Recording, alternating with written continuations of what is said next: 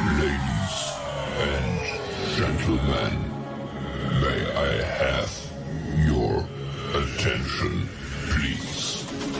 The show starts in 10, 9, 8, 7, 6, 5, 4, 3, 2, 1, go. The following is a world-class Bullshitters exclusive. Folks, welcome into your Tuesday night here on World Class Bullshitters, where tonight we're going to finally get through the end of Ahsoka.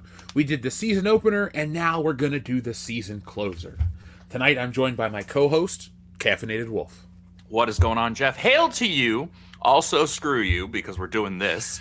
No, chat, here's what's up. So Jeff texts me this morning, right?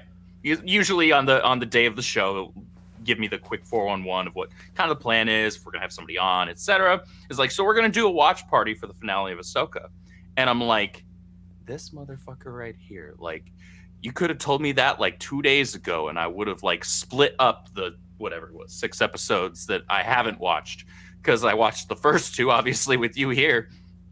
And I'm like, all right, well, I can't go in blind to this finale, so that means I got to catch up on the whole bitch. And so I did. And literally a few minutes before we hopped into the back, I had just wrapped up episode 7. And Jeff, you had asked, you had said, aren't you so glad to be caught up on Ahsoka? And this was what I was going to say. No. And here's the thing that actually ticks me off, because this show actually had the potential to be, it didn't have the same potential that Kenobi did. Kenobi was just a far worse show still. This show had potential. Visually, it is still the best looking of the Disney Plus Star Wars shows. Like, very consistent visually. The story just, I don't care. I don't care about these characters, and they make no effort to make me want to care about these characters. And I get that, like, yeah, if you're a longtime fan of Clone Wars and Rebels and blah, blah, blah, blah, blah, blah, blah, you have more experience with the characters. However, a good writer will make you care about the characters regardless. It's just that if you had experienced all that other crap with them, you will have a deeper connection. But I just don't care at all. You're not alone. We've been Star Wars fans for quite a long time, and we always hope in the back of our minds, this is going to be a good one. This is going to be the one that gets better. And it really wasn't. My main complaint was how very little happened during this entire season. Now, I don't expect every episode of a television show to be, a half an hour to an hour of action. I understand what a budget is. I understand how you have to pace things out for an entire season. But my God, you can do things better. Because if streaming is trying to copy pay cable television like HBO, Cinemax, or Showtime, well, then there's a lot to live up to. Because for decades, and I mean decades, we've had shows like The Sopranos, Dexter, even on regular basic cable, Breaking Bad, that know how to stretch out I look forward to Smallville week after week more than this. And that's on the CW, or was on the CW, and we have a saying about the CW. There's a reason why the CW didn't exist, or doesn't exist anymore. Yeah. So I went in expecting this show to be a little better than it truly was. And while I didn't hate anything, and I can't get as angry as some people, I also can't get very excited by this show. Right? It's just kind of there. Yes. Like I don't hate it. I'm just annoyed that I either don't hate it or don't enjoy it, because it just kind of exists, and therefore it's a waste of my time. It's not even interesting enough to make a lot of content about. You've seen us, folks. We've only made a handful of videos about Ahsoka this season. Not because, WCBS doesn't love you guys. It's, what is there to say about it? Do you really want me to make up crap of why it's so terrible? Because it's not that terrible, but it's also not very good. The worst things about this show, aside from they still... Okay, so actually the thing that probably pissed me off the most, and I've got nothing against Star Wars Theory. He's had the success that he's had for a reason. He's a huge fan, But I think he was off the mark when he was praising the episode that had Ahsoka and Anakin fighting. And I get it. Look, I'm a fan too. I want to enjoy this stuff. I legitimately do. I don't go in with the mindset of this is going to be garbage. I'm going to hate every second, because then I'm guaranteed to do exactly that, right? And that's also not going in with an objective frame of mind. However, he was acting like that was the greatest episode ever, and it really wasn't. Like, I get it. If you love Anakin, then you're excited to see him, and you want to see him, and you want to be excited about seeing him, and you don't want to hate the experience. So I don't hold anything against the guy. I just think he was allowing the nostalgia. I think he was allowing the sentimentality of how much he likes Anakin to kind of cloud his judgment on that. And I don't fault him for it. Again, I don't hate the guy. I don't have anything against him. I just, looking at it objectively, and dude, I've said this before on the channel, Jeff, you know me. I'm here for the lightsabers, all right? I'm here for the space wizards. This is why I'm here. And so when you give me that, give it to me like good. And it just, I don't know how they managed to make Anakin Skywalker's choreography look bleh. Well, because they don't have the people from the prequels on it. And they didn't give him anything to work with. Hayden Christensen was a freaking master at this stuff. Right? I'll give him all the credit in the world. He may not be this actor that's going to win an award. Oh, but no. when he was lightsaber dueling as Anakin in episode 3, I was on board. That looked legit. Mm-hmm. It was, he did a good job.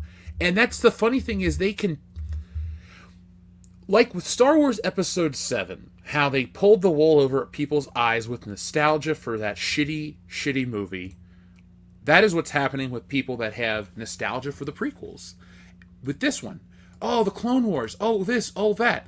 I get it. You might be slightly younger than me. The weird thing is, like, I grew up in the age of, like, the prequels. I was in grade school and then high school when the third one came out. So I was in that prime category, especially for the first one.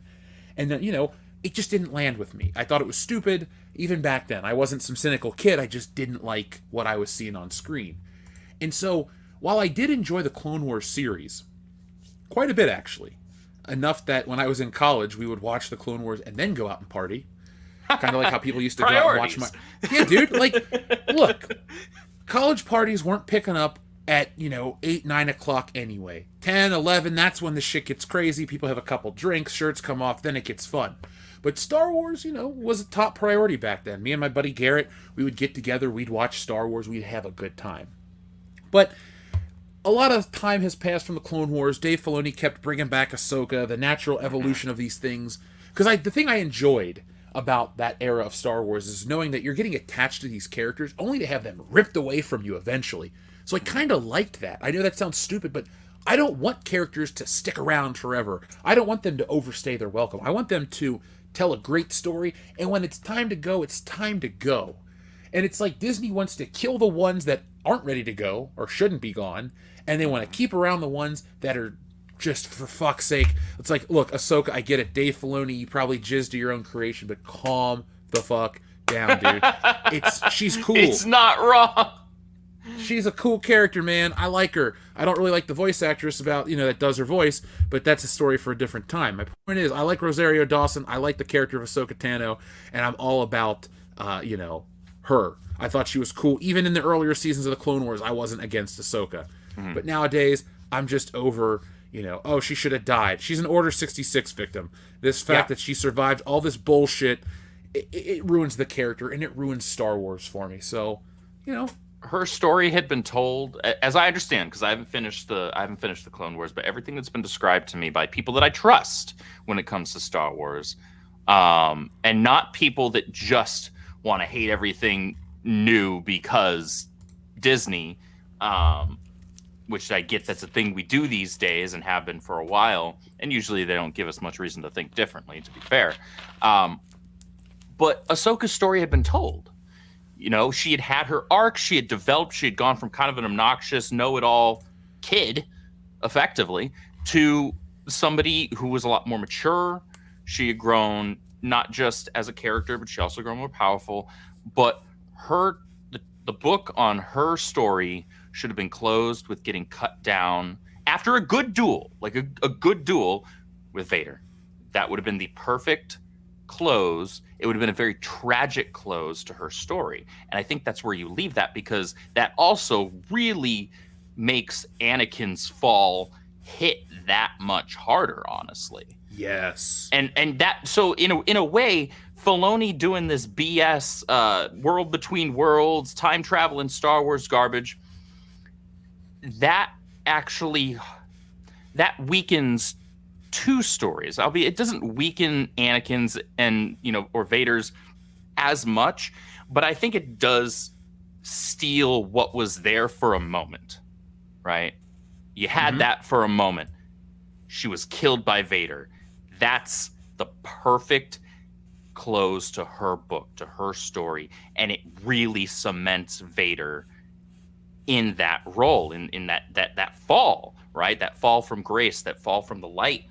And that also subsequently makes Luke's redemption of him hit all that much stronger. So when you do these things, when you retroactively make changes, you're affecting a lot more than just that one thing.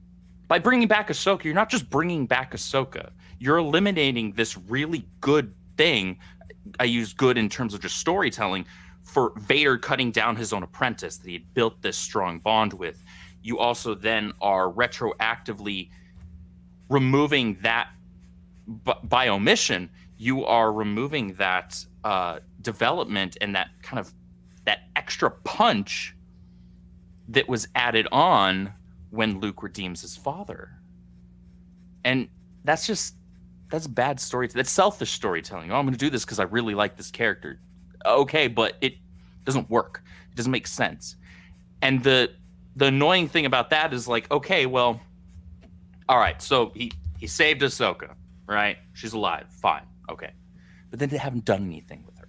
They haven't done anything that justifies keeping her around. Make her interesting. I like Rosario Dawson.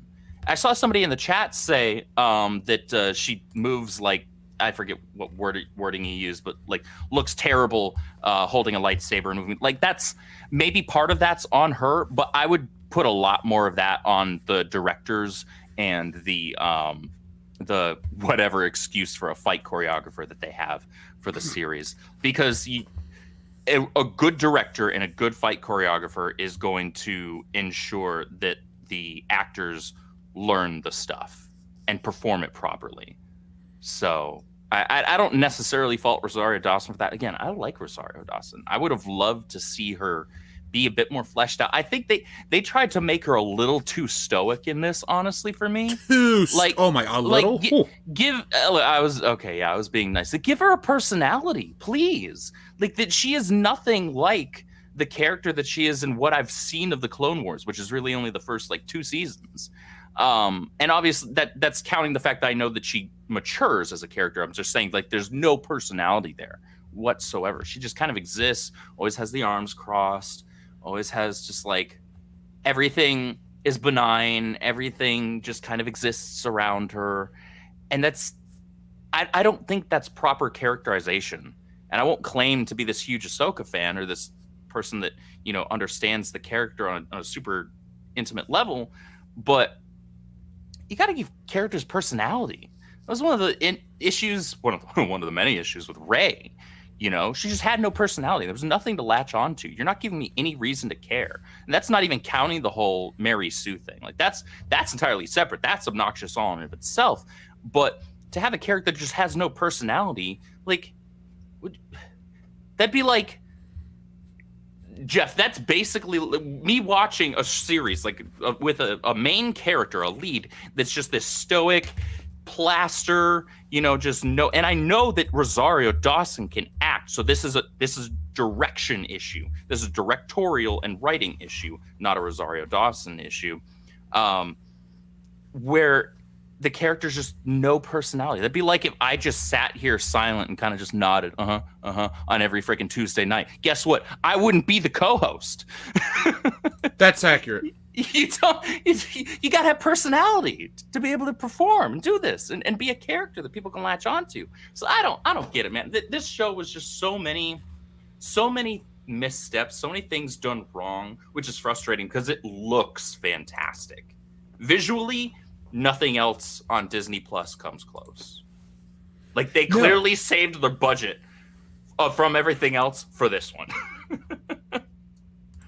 You're not wrong. I really can't fault, outside of that one creature that Balin Skull rides, the furry creature, the CGI has been pretty damn good.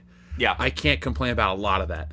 And, it's nice to be able to not have to complain about that, because the Marvel stuff all looks terrible when they put it on Disney Plus.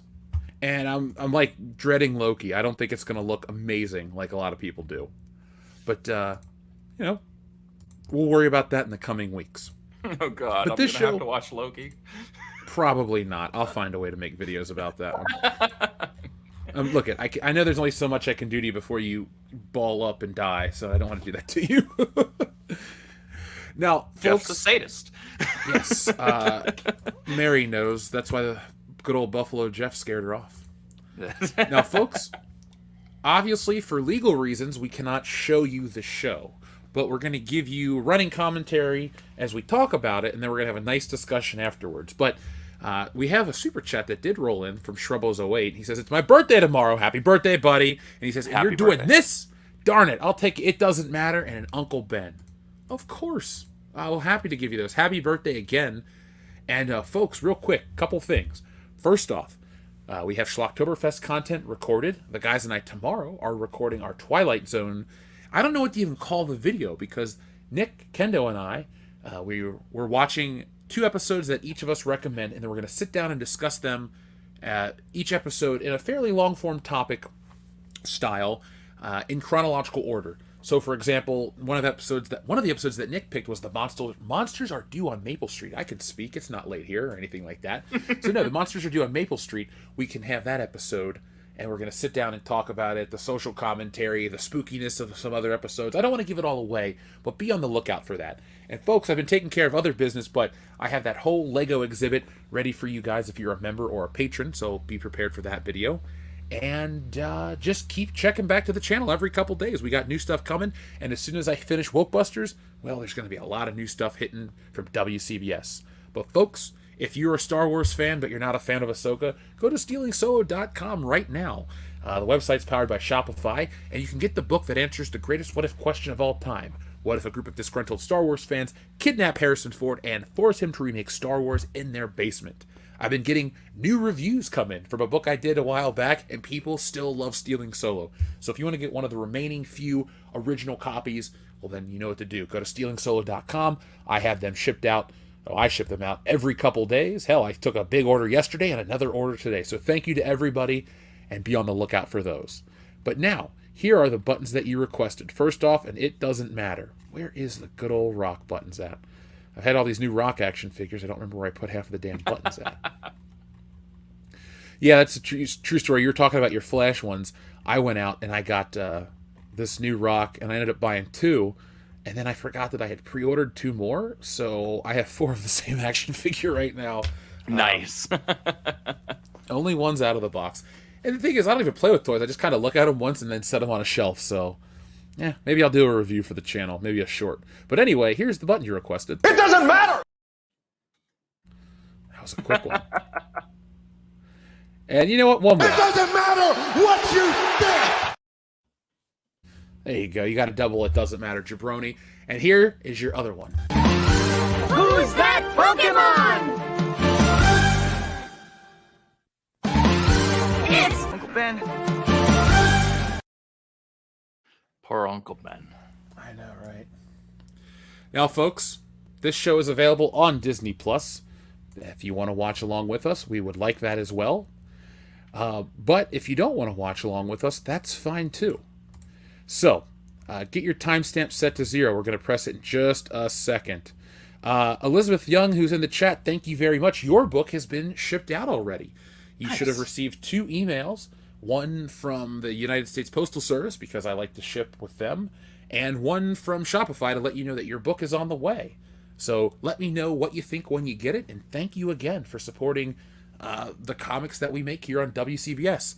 Hell Just yeah. wait for Wokebusters. That's going to be the one that changes it all. So, folks... It's going to be life-changing, guys. Yeah, I'm excited. Believe me. I've been working on...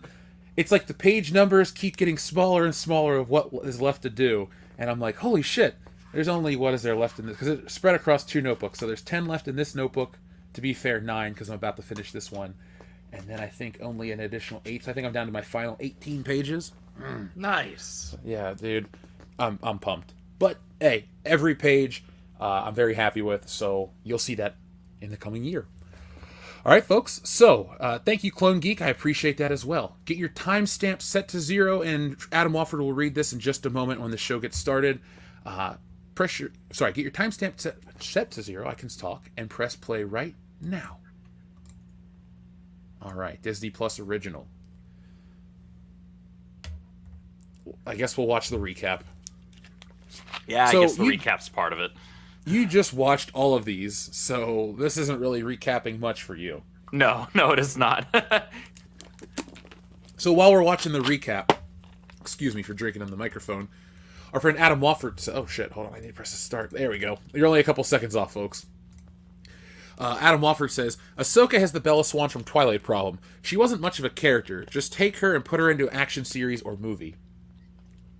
Yeah. Yeah, and the problem with that is she was a character in Clone Wars and Rebels, right? So, what the hell? They just removed her personality. She was so boring. Like, I wasn't against this show when it first came out, or when it was first announced. I was like, cool, Ahsoka. I didn't watch Rebels, so I don't know how good or bad she is in that show. And I'm like, man, she is like a monk in this, and... I don't get why Disney is following George Lucas's biggest mistake of making the Jedi stoic and boring. Luke Skywalker was never boring, never stoic. He was cool. Like when he showed up in Jabba the Hutt's palace. Obi-Wan, throughout the prequels, he was the freaking cult of personality, as far as I was concerned. Dude, he was cool in Episode 1. He's the coolest character. Oh, yeah. All right, now we're looking at the shiny helmets. We just got the Bo-Katan helmet, and now it says Star Wars on screen. All right. Oh, by the way, that stupid meta crap where the robot was like a long time ago in a galaxy far, far away, a couple episodes ago, I was like, are you freaking kidding me with this? Thank you. I thought I was the only one that thought that was dumb. That was as stupid as shit. All right, so folks, we're looking at Thrawn. The cargo transfer is complete. So Thrawn and that captain with the weird Stormtrooper helmet are here talking. What did you think of this guy who played Thrawn? Look, Milkinson's a good actor. He has some moments where my understanding and perception of Thrawn kind of lines up. But then he has others where it's just, I feel like he would have a little bit more charisma to him. Because people fall in line with him like that. I would expect that to be something reserved for someone who has a lot more charisma. I just wish we would have gotten more of him. I know they say less is more, but he was a big deal, and he doesn't seem like a big deal. Not nearly, yeah. He just seems like a plot device. Well, it's just another thing to check off of the list of, well, we got this character, let's put him on screen, let's do something with them. Yeah, it feels like a member berry thing. It's exactly what it was. Right? Rather than, we're going to do Thrawn, we're just going to put Thrawn here. How do you feel about the push more towards fantasy than science fiction? I know Star Wars has always been space fantasy, but I feel like under Disney, it's way more fantasy than it's ever been. I kind of miss some of the scientific elements that Lucas brought. That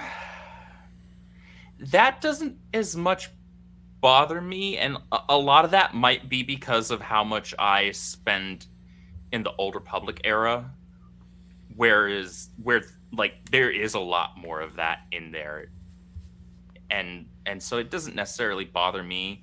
What bothers me is that the stories suck. Yeah, they're not very good. Honest. And I do think they should have had the actor get into a little bit better shape I gotta Thrawn? believe. Yeah, I gotta believe Grand Admiral Thrawn would have kept up in shape. Like, I don't need him to be looking like freaking 80s Arnold or anything, but holy shit, man. Like, not even Iron Man 1 Robert Downey Jr.? Do you think if everybody looked like Arnold Schwarzenegger and there was just one out of shape dude that he would be more desirable since he's one of a kind? Maybe to some people. All right, so this lady is now becoming a dark sister or whatever.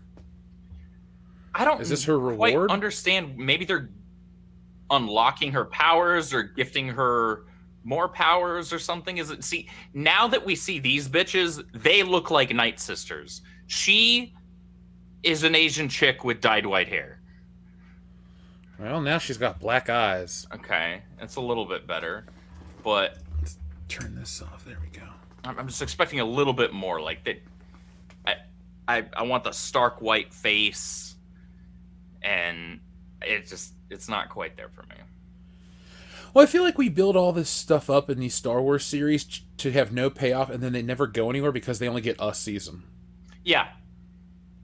Yeah.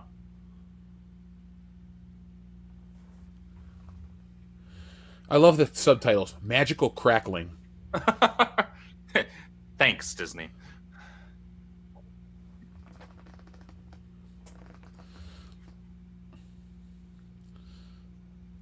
So they forged a weapon out of her head. Oh, the Blade of Talzin.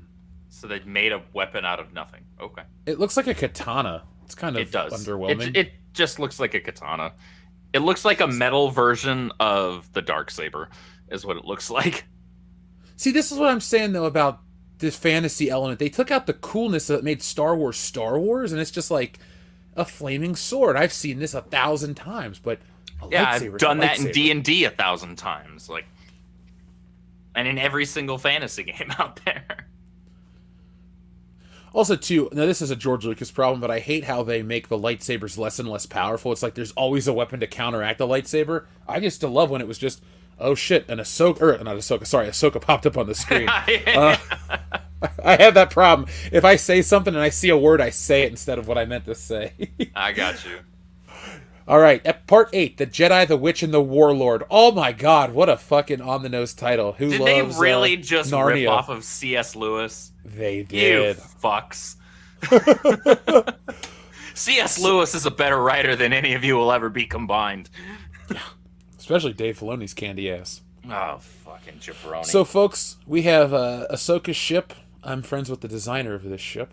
And, sorry, not kind of Ahsoka's reminds me ship. of a like a manta ray. It's a cool-looking design. I don't like the Ghost as much as other people do. The Ghost is okay. How do you feel about Ezra Bridger being so powerful in the Force that he doesn't even use weaponry? I haven't decided yet because that's still so fresh for me. It's not an original thing. It's been done before in the old EU. However, it's not a common thing, and I wouldn't have necessarily expected Ezra to be one to do that. They have to sell me on it, is what they have to do still. I'm not 100% against it, but I'm not sold on it yet.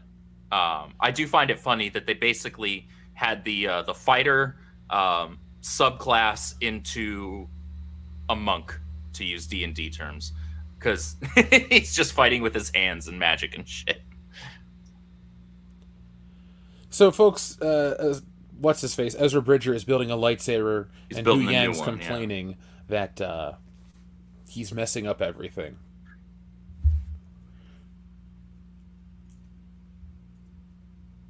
I don't like characters like this that just so happen to be, oh, I taught every character. I know everything. It's like, all right, Hu Yan. Yeah. How did you survive Order 66 then, dude? Wouldn't have you been destroyed with the Jedi Temple?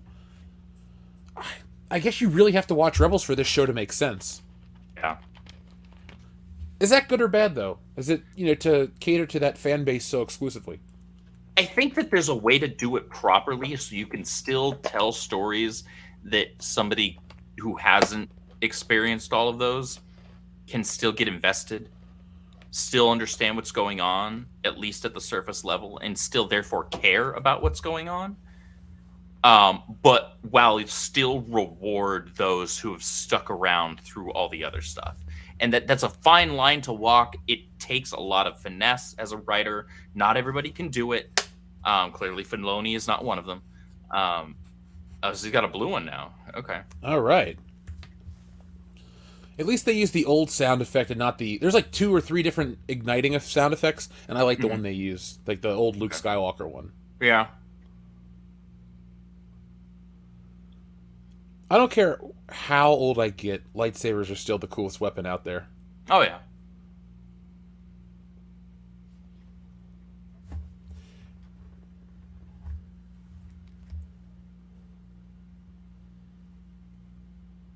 Oh. Revenge.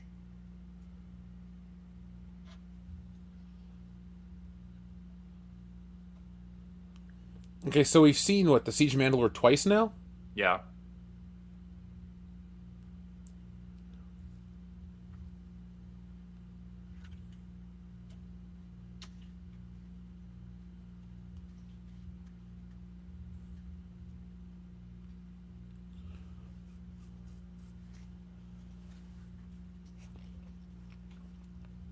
Oh, stoic Ahsoka just sitting up there.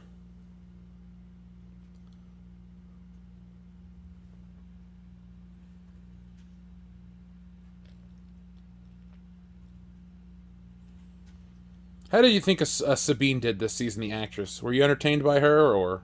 I wouldn't say entertained. I don't hate her. I wish they had done more with her. Because I can see that she actually can act with emotion. Again, a lot of this is on the writing and the directing side in terms of the problems with this show. From just a critical level. I'm not talking like Star Wars lore and things like that. Sometimes you got to separate the two and talk about them in isolation. And there are a lot of things that the show does well. Some of the missteps are like the directorial stuff.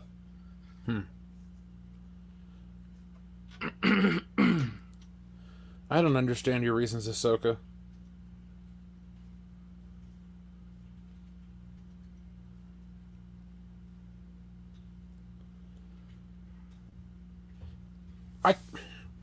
I feel like they just gloss over the fact that Anakin Skywalker was Darth Vader, and they're like, it wasn't a big deal. I'm like, the dude and the Emperor did so much damage to the universe. I'm not saying every episode needs to be about how bad he was, but I feel like they gloss over that part. They're like way more optimistic than Luke was about, I see the good in you, Father. Yeah.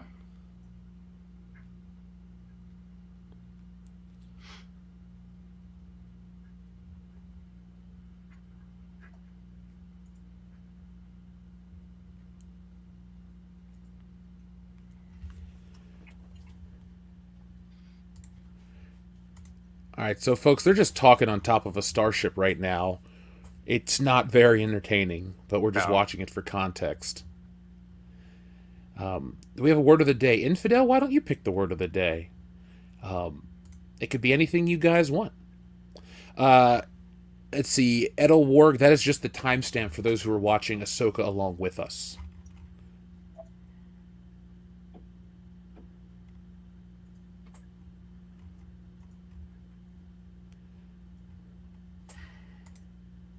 Alright, so... here comes some TIE fighters. Finally, shit's about to get good. I mean, this is a finale, so I'm just saying, like, there shouldn't be any downtime. Yeah, there should be... Excuse me. That back and forth, boring-ass discussion that Ahsoka and Sabine just had, that should be the most downtime that we see in this episode, if this is to be a proper finale. I agree. And... This is freaking Star Wars. Oh, or dude, yeah. supposed to be. Well, Disney Star Wars. So Yeah. Star Wars in name only, or Swino. Yeah. I do like that they keep using Stormtroopers and TIE fighters and all this shit. Scout Troopers. Yeah. I just don't like the stupid extraneous crap that they put on the Stormtroopers' armor for Thrawn. Yeah, I'm not a fan of that either. That just feels like a way to sell toys. I love gold accenting like a lot. I don't want it on Stormtroopers. It's stupid. I'm a fan of just the original Stormtrooper design. I mean, I know they change between each film, but I like the A New Hope one the best. Mm-hmm. But the ones on Cloud City look good too. Oh no, the ship crashed. Oh, well, But they're whatever okay. will we do? We're going to have to probably defeat Thrawn and take his Star Destroyer. I hope they do beat Thrawn. So if they kill Thrawn and there's no season 2 of this, talk about wasted potential. Yeah.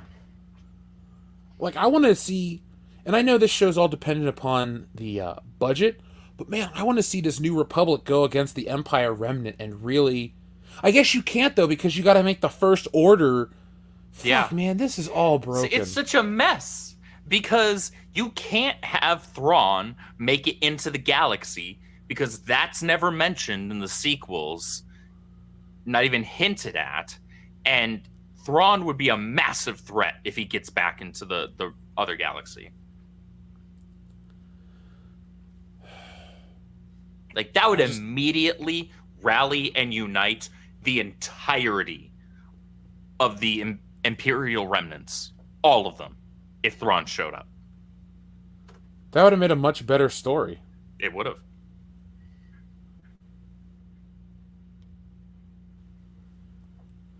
So Thrawn's talking to his gold-faced stormtrooper. Enoch, was it? Oh, yeah, Captain Enoch. That's what it is. You're right. I only remember because I only watched it like an hour and a half ago. I'm going to send you a nice gift basket as a thank you and an I'm sorry. I appreciate that. Hopefully it's got Stealing Solo in it. Oh, of course. It'll have that and some hot cocoa and a... I don't know. What else you can use to relax? I don't know what's legal to ship, so... It'll just have an I'm sorry card. Good enough for me. All right, I gotta say this. The CGI on those mounts, whatever the hell they're supposed to be, isn't particularly good. But the kind of back and forth, like, puppy interaction that one of them had with Sabine in a couple episodes ago was kind of adorable. But I recognize that I have an affinity for dogs, and so I'm biased. So do I, man. Look, like we always say on this show, we'll call it good, we'll call it bad. We're never going to just make an excuse to bitch and whine. Yeah. And the problem with this show is it kind of just exists. It's not like the couple of things that are a problem within Star Wars lore aside. It's not a horrible show. It's just not a good show either. It's just kind of there. Yeah, I'm going to do a full season or series review. I'm starting on that now, actually. And that's about all I can do for this show. These little snail creatures are kind of annoying. I see them as, like, this show's version of the Ewoks. Why do we have to have that, though? I have no idea. I like the first Star Wars idea of cuteness. Jawas and C-3PO. They're not particularly cute at all, so... What did you think about C-3PO showing up? I rolled my eyes because it played the Star Wars theme and all this other crap, and I was just like, "Oh God, this seems so." Wasn't it Leia's theme that played, or am I misremembering? I think it just played like a really lame version of the main title theme. Okay, yeah, you might be right.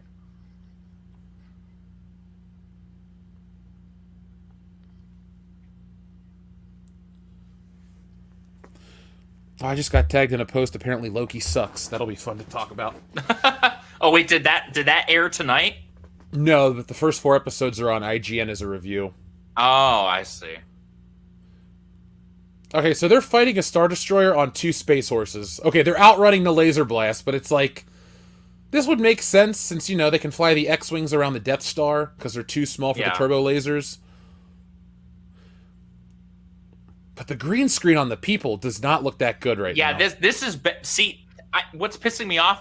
This right here is going against what all the like visual praise that I had just been giving the show, because that's bad blending right there.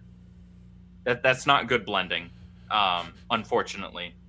I just got a subtitle caption for rapid firing. Thunderous bang. That just popped up the second you said that. You've got rumbling. You've got explosions on the screen. I can probably figure out there's a loud bang. Thank you, though, subtitle people. Thank you for that. I never would have figured that out. Uh-oh, night troopers. What are those gonna be? Oh, God. You think people are gonna geek out over the Stormtrooper action figures that come out from this show?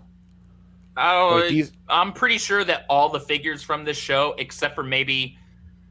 All right, so... Wait, night troopers are just a blend between the original Stormtroopers and the new Stormtroopers from episode whatever. That's it? Or at least their leg armor looks like it. Mm. Oh, wait, no, that's just red whatever.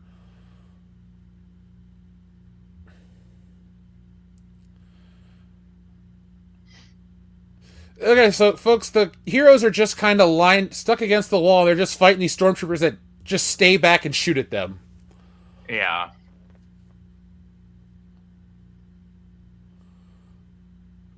How did that one even stay down? He just flipped him.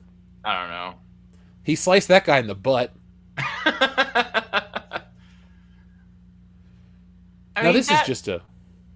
Can we get one decapitation, fine, please? I guess.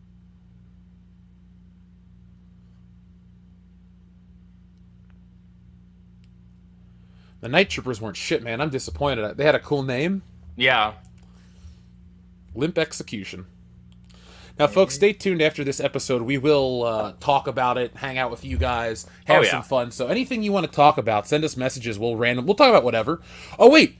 The Night Troopers are that's coming why they're back to called life. Night Troopers. So so the They're Night zombies. Sisters, the Night Sisters are utilizing their magic to basically reanimate them. That makes more sense. I've seen the Night Sister magic do that before. Okay, so that actually tracks. This is actually kind of cool, because I thought those guys went down without a fight and they were kind of lame, but now they're just like zombie Stormtroopers. Okay, I can get behind this part.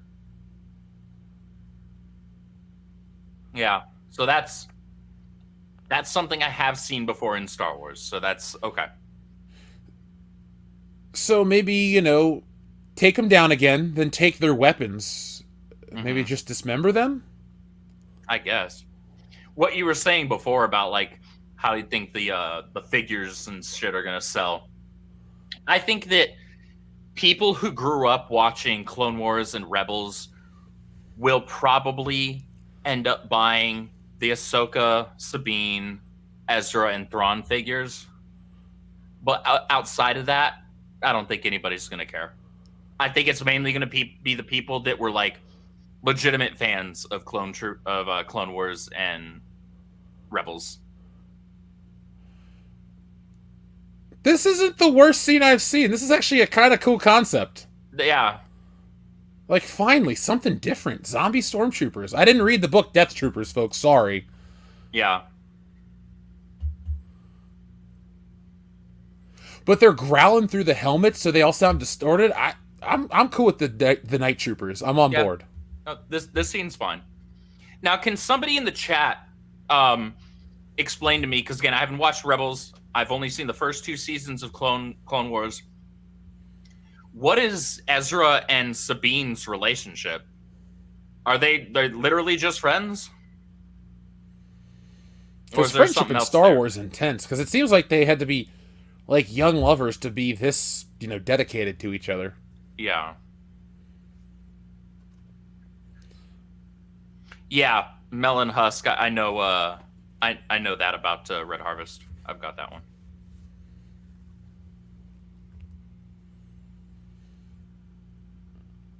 I thought my browser froze for a minute. That was a weird pause. Mm-hmm.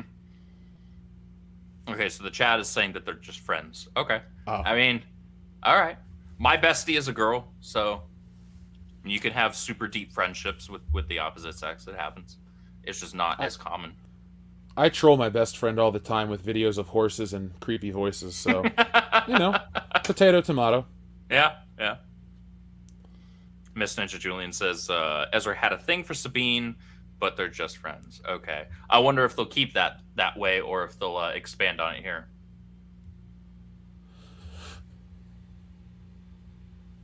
little brother, big sister. I don't know. They look about the same age. Of the three of them, Ahsoka's clearly the eldest. Grandma Ahsoka. All right, they used the old sound effects from the first Star Wars movie. That was cool. They just blew the door, folks, with a grenade, not, the other way. And now they're all running up the stairs.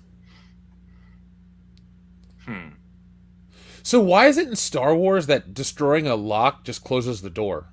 Right? I've wondered that too. All right. Grandma Dathomir over here with the flaming katana. How would you feel if she just goes up to fight her, slices the sword in half, and kills her? I mean, it would mean the series is over faster for me, so. One of the things of this show that nobody really talks about, but I think has been strong the entire time, was the music. The music seems off for me. I feel like they're trying to go for like a Ronin-style vibe. A little bit, yeah. And that's probably intentional, now that I think about it, because Ahsoka very much is like a wandering Ronin type character at this point. So thematically it makes sense, but within the context of Star Wars, okay, what was this? It was a weird... Okay, so Ahsoka's fighting the Night Sister. This isn't bad. It's like not, Crouching Tiger, Hidden Dragon. It's not prequel level choreography, but that right there was better than everything else in the series put together so far. Like, that almost was like, hey, it's the finale, we should actually try. Oh, he stabbed a stormtrooper. He stabbed him and he's okay. Right through the chest. It doesn't hurt you. Lightsabers are... Damn, she just got clotheslined in the chest. Damn. At Beskar stealing shit compared to a clothesline. I bet not.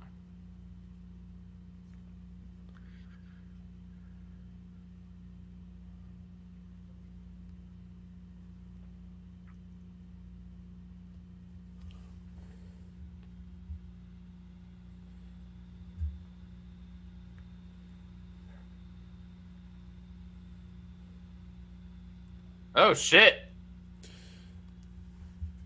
Night Trooper snarling. Oh, shit. He actually looks like a zombie underneath there, yeah, too. These are the fucking Death Troopers from that book. Cool. Mm-hmm. Maybe I should do a drawing for Inktober of a zombie stormtrooper. That might be fun. There you go. So, dude's using kung fu to fight a zombie stormtrooper. Yeah, that's effective. A zombie death trooper, I should say. Well, to destroy the head or remove the brain, so... See, this is one of the things that annoys me about this show. Sabine is not a Force sensitive. Why does she all of a sudden, with this series, have the ability to use the Force? That's not a thing. Well, we finally got a decapitation, but it had to be hidden behind a pillar. Come on! Right. There were decapitations in the original Star Wars. Just let it go. I'm not a gore whore, but like... Disney has this, like, aversion to decapitations in Star Wars for some reason. There isn't even blood with it. I don't understand. I think Rey should have been decapitated. That'd have been cool. You wouldn't have gotten any complaints out of me. I would have gave it a standing ovation. She's up. Why isn't the Night Sister trying to kill her as well? She's just letting the Stormtroopers fight. And they're failing. Yeah, I don't understand that. Alright, folks, so the lightsaber duel is happening, and the Star Destroyer got away. So Ezra and Sabine can't make the jump. Oh, wait, he's going to use a Force jump?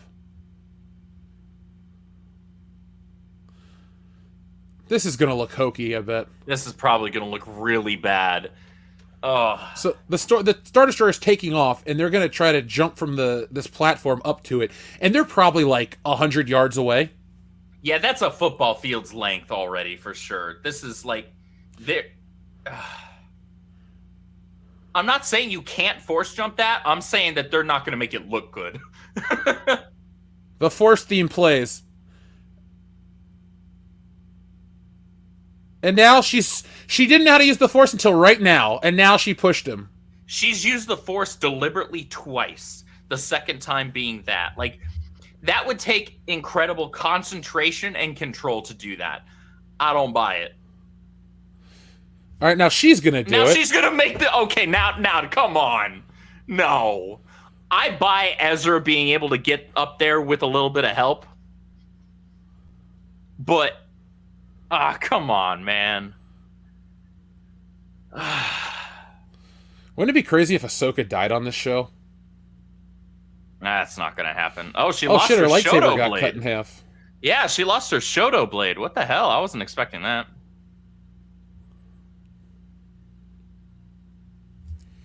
This might be the best fight of the show. Okay, why are the Stormtroopers just standing around now?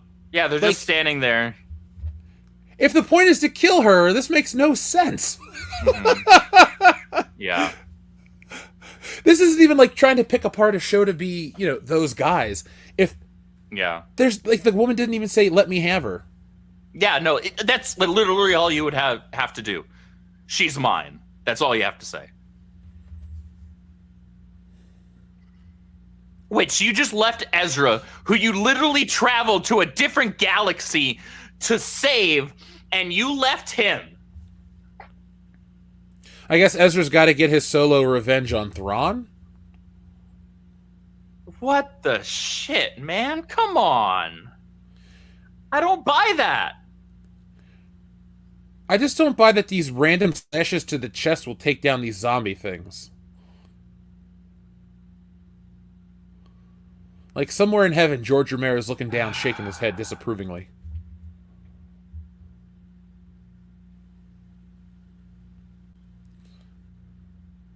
Oh, she did. Oh, I wonder if Ahsoka's now going to use that blade. That'd be kind of badass. Unless it's got some, like, bad... Dark magic? Bad juju, dark magic connected to it. Goodbye, Morgan Elsbeth.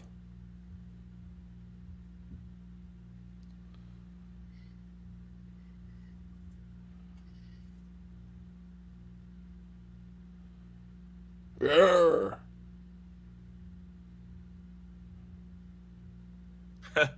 We're fine here. How are you? Is dude gonna dress up as a stormtrooper? Because that'd be kind of cool. I'd kind of be here for it. All right, are they gonna actually try and make this jump now, which is significantly further? It's been like 4 minutes. Yeah. Intense music playing. They're good. They're actually gonna make this jump, Jeff. They're gonna make this jump right now. Fuck me dry. This is so hokey. Come on, man. It'd be nice if they made the jump into hyperspace just as they jump. What the? There's Wait, how could did you hold on? What the fuck? They're like a mile away. They're way okay. So they're just jumping down. All right. Okay. I was about like, to this. say- Oh well. All right. The easy way out. At least that's not dog shit. Because I honestly, considering it's Disney, I honestly believed they were about to make that fucking 1.5-mile jump. Yeah, we've seen dumber shit in these other movies. That's why fans sound so negative about Disney Star Wars, because we sat through all this garbage once. Yeah, we've sat through the stupidest shit in the world. Okay. So we're down to the final 15 minutes already. Are we really? Yeah, it's moving pretty quick. All right. Well, I guess that shows that there hasn't been that much downtime. That's actually how a finale should be. Yeah, I was legitimately concerned they were going to do that jump. Dude, I was about to check out, man. I'm not gonna lie. Like if they made that jump, I was gonna be like, nah, I'm done. I can't do this. That was a cool shot to show the difference in size of the ships. It was, yeah. There's some good cinematography in this series. Or they're gonna latch on to their warp line. See, Dave Filoni is an artist, so I mean, he gets the artistic side of this. Like, he's just not a good writer. No. You got to have an artist and a writer. Like George Lucas had Ralph McQuarrie, to a lot of the designs. Yeah. And then he had Joe Johnston and all these other wonderful artists. Nowadays, you try to get everybody to do every job, and they just can't.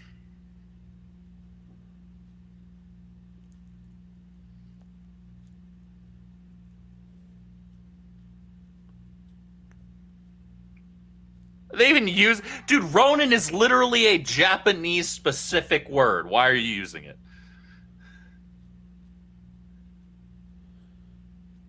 Like, I get it. On a technical level, that's what she is. But use a different word. That's specific to Japanese culture.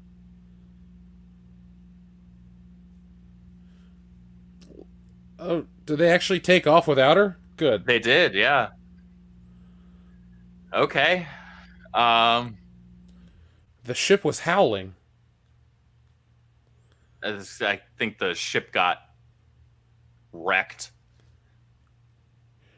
Doesn't have the juice to hop into the slipstream. Bummer. Oh, good. Thrawn got away. and you lost Ezra again because he's on Thrawn's ship. Good job. So, and we've what got did we learn here? Nothing. 10 minutes left, basically, if we're not counting the like, credits. This season's like the movie Burn After Reading. When the FBI is like, what did we learn? Nothing. What happened? I don't know. I don't know is the right answer. Yeah. So they're stranded here on this planet. They're stranded on this planet. Unless those whales come back. The pierogi, whatever the fuck they were called. Not the pierogies. No. Pierogies are delicious. Pogs? I don't know.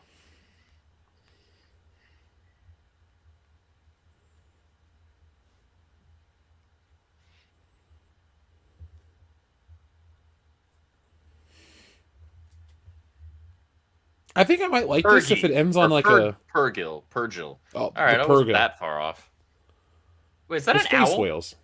That's an owl. That's just an owl. Maybe it's from Harry Potter. It's the universes are connected now. It's Hedwig. Why is Hedwig in Ahsoka? Bro, the multiverse. Now I just want to watch Harry Potter. I don't give a damn about any of this. All right, this bitch is still alive.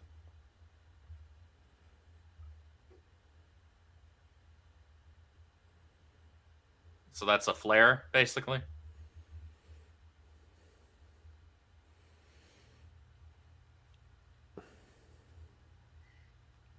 Okay. Oh, I forgot about you. Balin Skull, I was wondering where he was. He hadn't been in this episode at all until this Wait, moment. did he carve that rock into his likeness? Did I miss that? No, I don't think he did. I think he found it. Okay, because it looks dead on him. There's RP. Okay. Yeah. It's very Lord of pointing the to Rings something. Here. Yeah. The beacons are lit! Gondor calls for aid! I wish this guy would still be around, because he was a pretty solid part of the show. He wasn't bad, yeah. He was an okay Punisher, too. Wait, he was the Punisher? Yeah, he was in Punisher Warzone. Oh, no. Really? Holy shit. Yeah. I don't like that movie, even but he was recognize solid. him. Yeah, Ray Stevenson, he normally has dark hair and no beard. Yeah. Yeah, I didn't recognize him at all. Is he going to get stabbed through the chest? That'd be cool. Right. The end. Okay, now we got an Imperial shuttle here.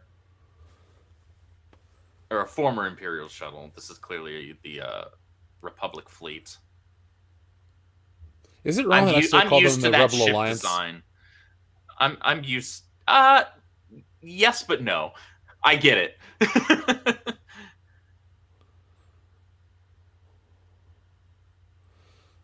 Oh, yay. Cosplay chick. What the hell? That is going to be Ezra. Oh, yeah, he escaped as a stormtrooper. Yep, that's going to be Ezra. Yeah. Wouldn't it be great if she shoots him, and then he takes off his helmet, and he dies in her arms? Oh, God.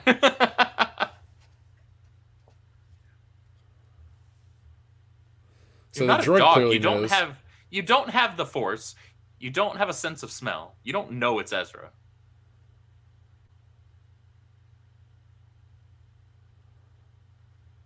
Oh, he knows.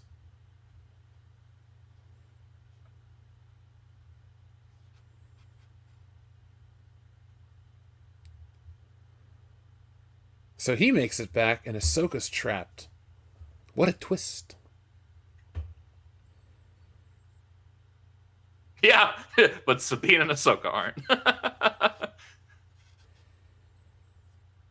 I'm sure this would mean a lot more had I watched Rebels. Yeah, same.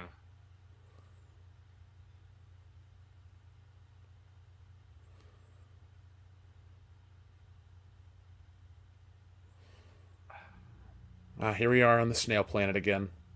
Yeah.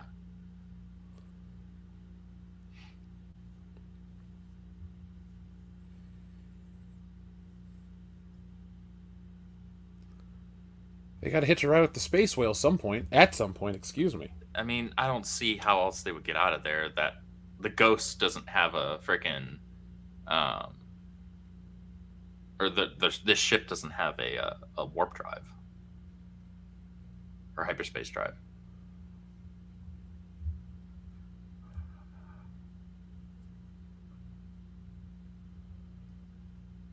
Where are you going? Well, those people are nomad, so they. Oh yeah, they're going with them. travel around. Okay. They never. I was like, you ain't leaving the planet. Yeah, no, they just never stay in the same spot for long.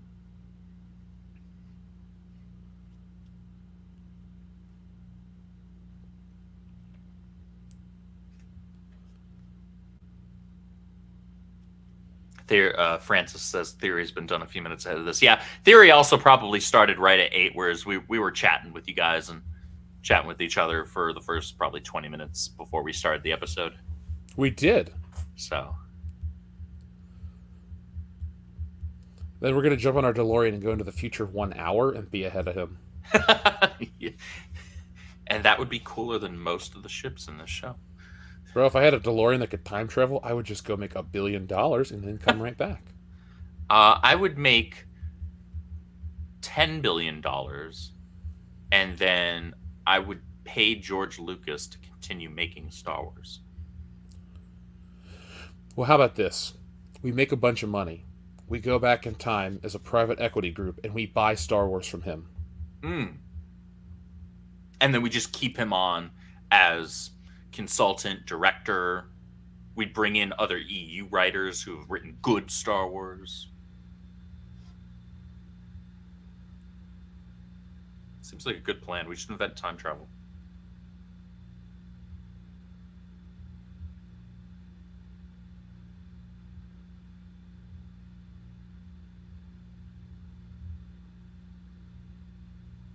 John, I wouldn't call it crap. I think that's maybe being disingenuous, at least for me. It just wasn't good. It wasn't anything to write home about. Book of Boba Fett was dog shit. Kenobi was horrible. Mando season 3 was like hot and cold.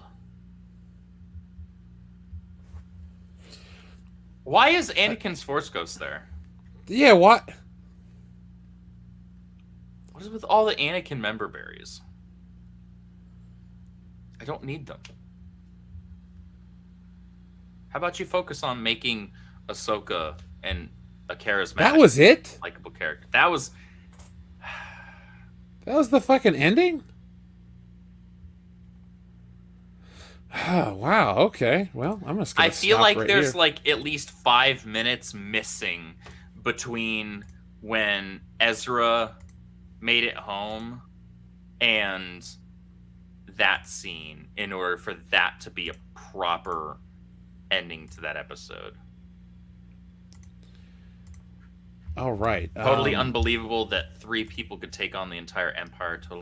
Well, that would be unbelievable, but that's not what happened. 3 people didn't take on the entire Empire. No. I mean, look, let's be honest. Dak could have done it himself. He felt like he could take on the whole Empire himself in The Empire Strikes Back. He should have. So, Ahsoka's over, and it's not good enough to want to write a glowing review. It's not bad enough to, it's not The Last Jedi or Solo or any of those movies. No. It's not Book of Boba Fett. It's not Kenobi. No. I keep going back to it's just kind of there. And that's almost worse, because you'll either get the hate watchers that are going to watch it anyway just to hate on it and create content out of it because they can make money off of it, or you're going to get the people who, say they legitimately enjoy it, if they're on that side of that end of the spectrum. But this just kind of exists. It feels like there was so much wasted time in this series. Dude, I felt like there were 4 episodes that could have been cut out. Yeah, there's like 4 episodes worth of filler. Unnecessary filler. I'm sorry. If your season is 8 episodes long, averaging around 38 minutes, 40 minutes an episode, you don't have the luxury of filler. You have the luxury of filler if you're Naruto or Dragon Ball and your series is about 300 freaking episodes long. You can afford a little bit of filler. That's fine.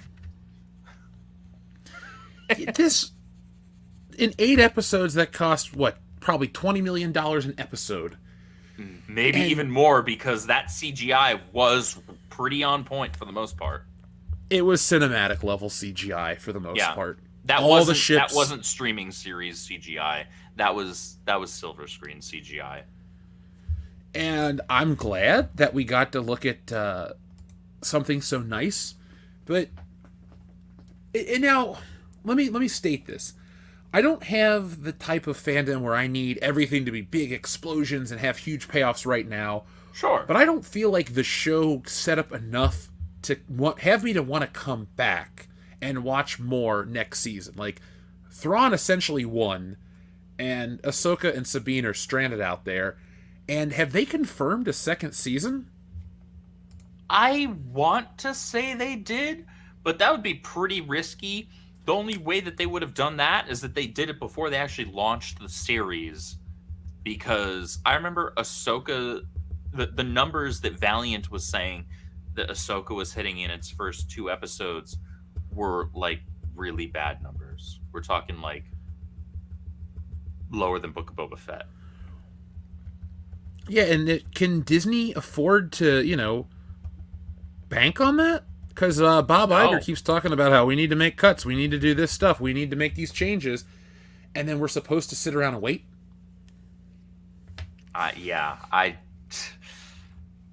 There was too much wasted time in this series, in this season. And there were some good points. Again, the visuals were certainly a highlight. Even though we didn't get much of him, I liked Ezra from what I saw of him. He seemed to have the most personality of the characters there. I should rephrase this. I was interested in and I wanted to learn more about Baylan Skoll. He was an intriguing character. I want to know what his end game is. But they just didn't give us enough of him. Like, he wasn't in this episode, the finale, at all until that brief, whatever it was, 35 seconds there at the end. And there might be something interesting that they can do with his apprentice. I'm leaving that open. But the story itself overall just had a lot of wasted time. There was just so much not happening, which is a problem is when you have a series that has so few episodes. 8 episodes isn't squat. 8 episodes at, I don't know, maybe Game of Thrones length, where you're running an hour. All right. You have a little bit more wiggle room there, but you're still not putting in filler. When you have that few of an episode count, that low of an episode count, there was too much that doesn't happen in the show.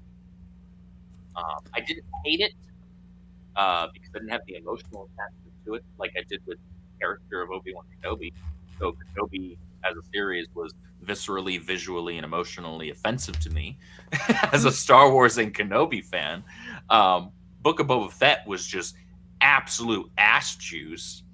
This show I think it's disingenuous to call it the worst show ever. It's disingenuous to call it dog shit. It was just not good. It just existed, and that's not praise of the show, mind you. That's just being objective, because there were a lot of things that it did well. Again, the cinematography was good. The CGI, the effects were good. They had a good blending for the most part, with the exception of that one scene you and I were dunking on there when they were like fleeing the Star Destroyer's blast. That looked bad. There was good blending between the CGI and the practical, but it wasn't enough to be a good show. Yeah, this is gonna fall. Well, hold on. Shit, there's only 4 live-action Disney Plus Star Wars series. Now 5 with Ahsoka. So I'm going to go Mandalorian, Andor, this, Obi-Wan, Book of Boba Fett. That's I my would ranking say for these shows. I would still, even given how hot and cold Mando Season 3 was, I would still put Mando at the best. This series actually had the potential to be better because visually it was superior. But I didn't watch Andor, so I can't say anything about Andor. I would probably put this.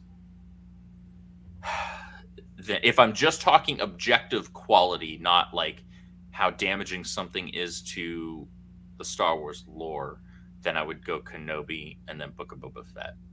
Because Kenobi, while worse in terms of how damaging it is with regards to Star Wars lore, it's horrible, but it's still not as bad as Book of Boba Fett. That show was just so bad.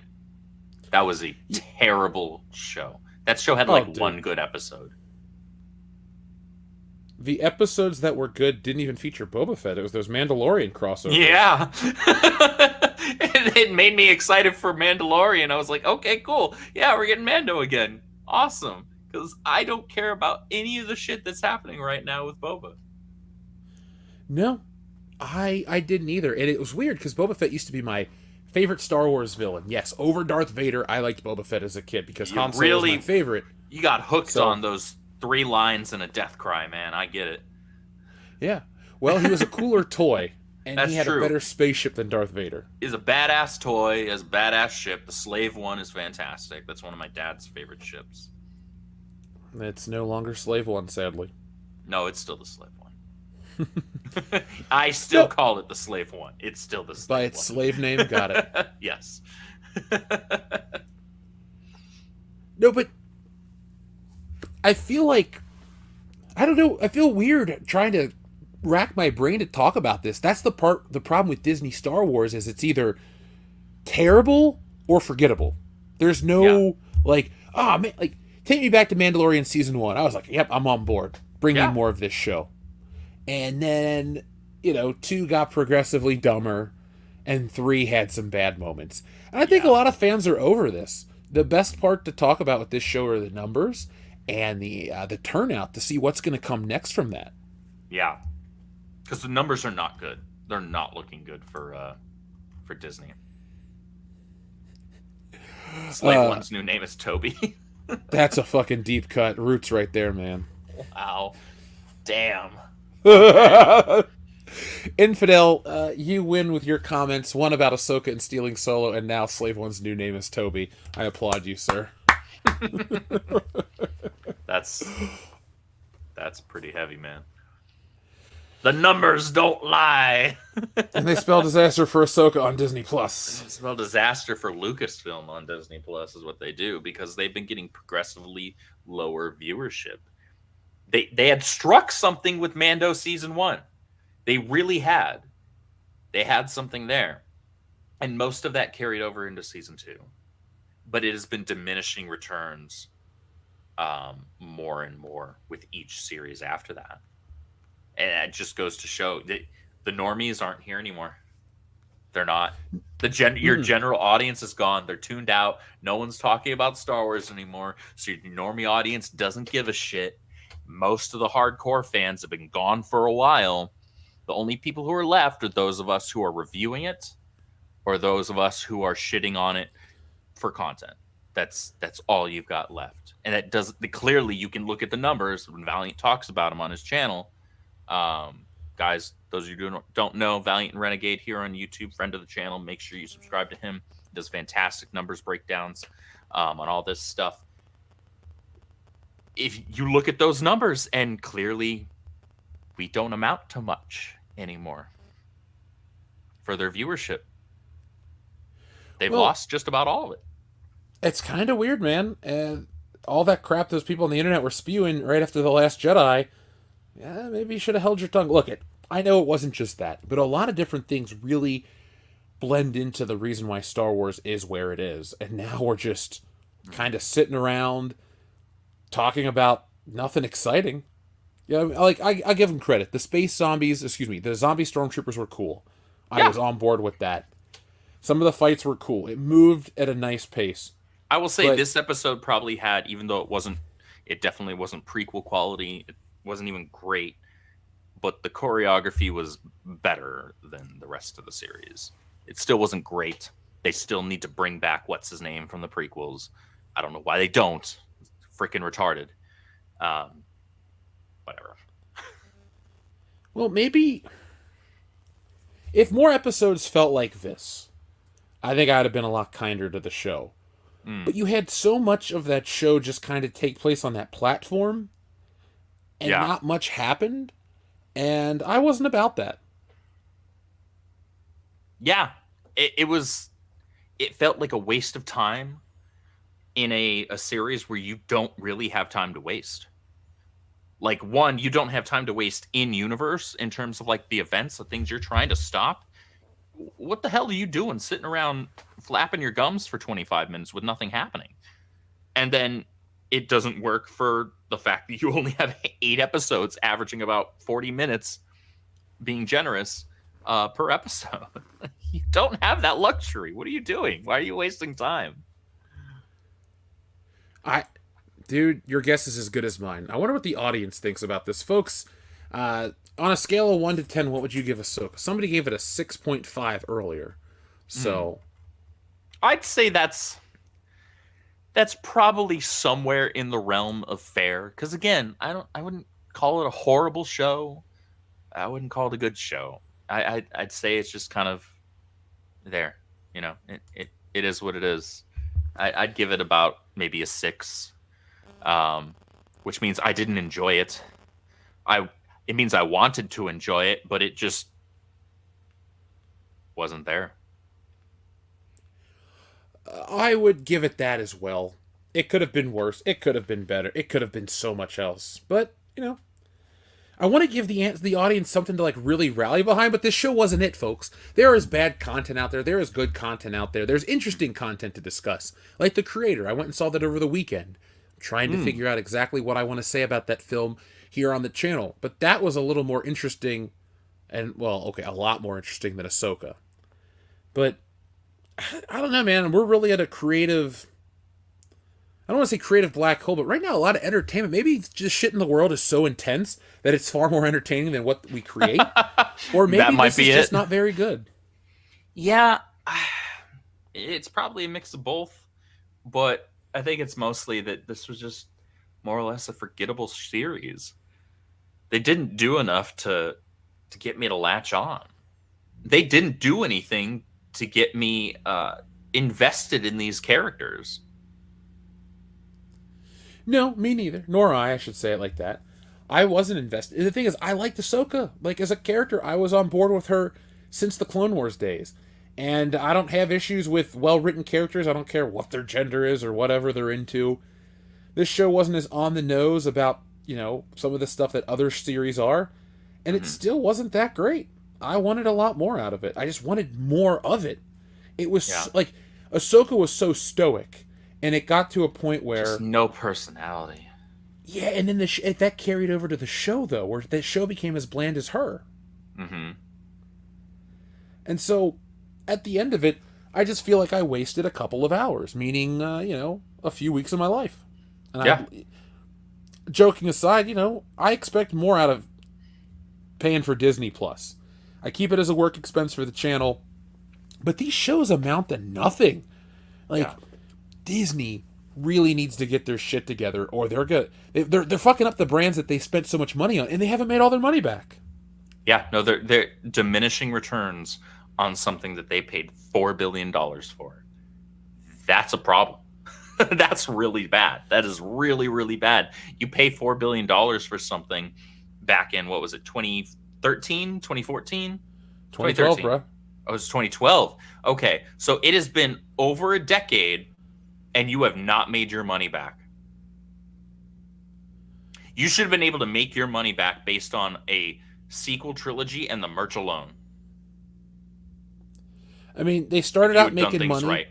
but they were so expensive by the end. And The Rise of Skywalker is the most fascinating failure in history. Mm-hmm. I know people hate The Last Jedi, but The Rise of Skywalker is the one that really... Oh, yeah. I mean, nobody knew what they were doing with that shit. Mm-mm.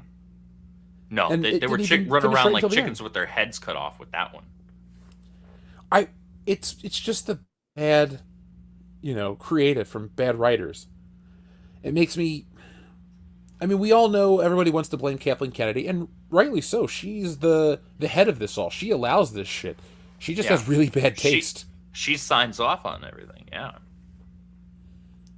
Yeah, I expected a lot more out of Ahsoka. I expected a lot more out of Disney Star Wars. I expected a lot more. But I guess it's my, I guess it's my fault for expecting this kind of stuff. Our standards are too high, Jeff. It's our I problem. guess they are. Our standards are too high. We want something good. Well, I guess screw us, right? And screw the audience for expecting more. They've been saying that in not so many words for a while now. That's basically exactly what they've been saying, come to think of it.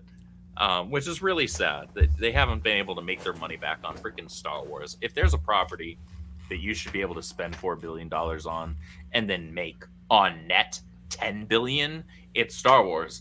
But nope. Honestly, I'm curious to see how low the numbers for the Acolyte are going to be.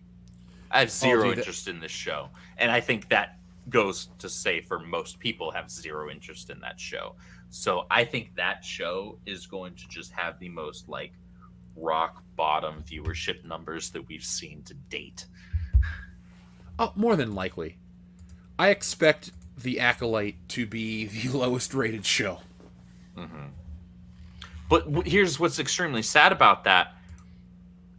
Each new series they put out is their latest lowest rated show. You notice that?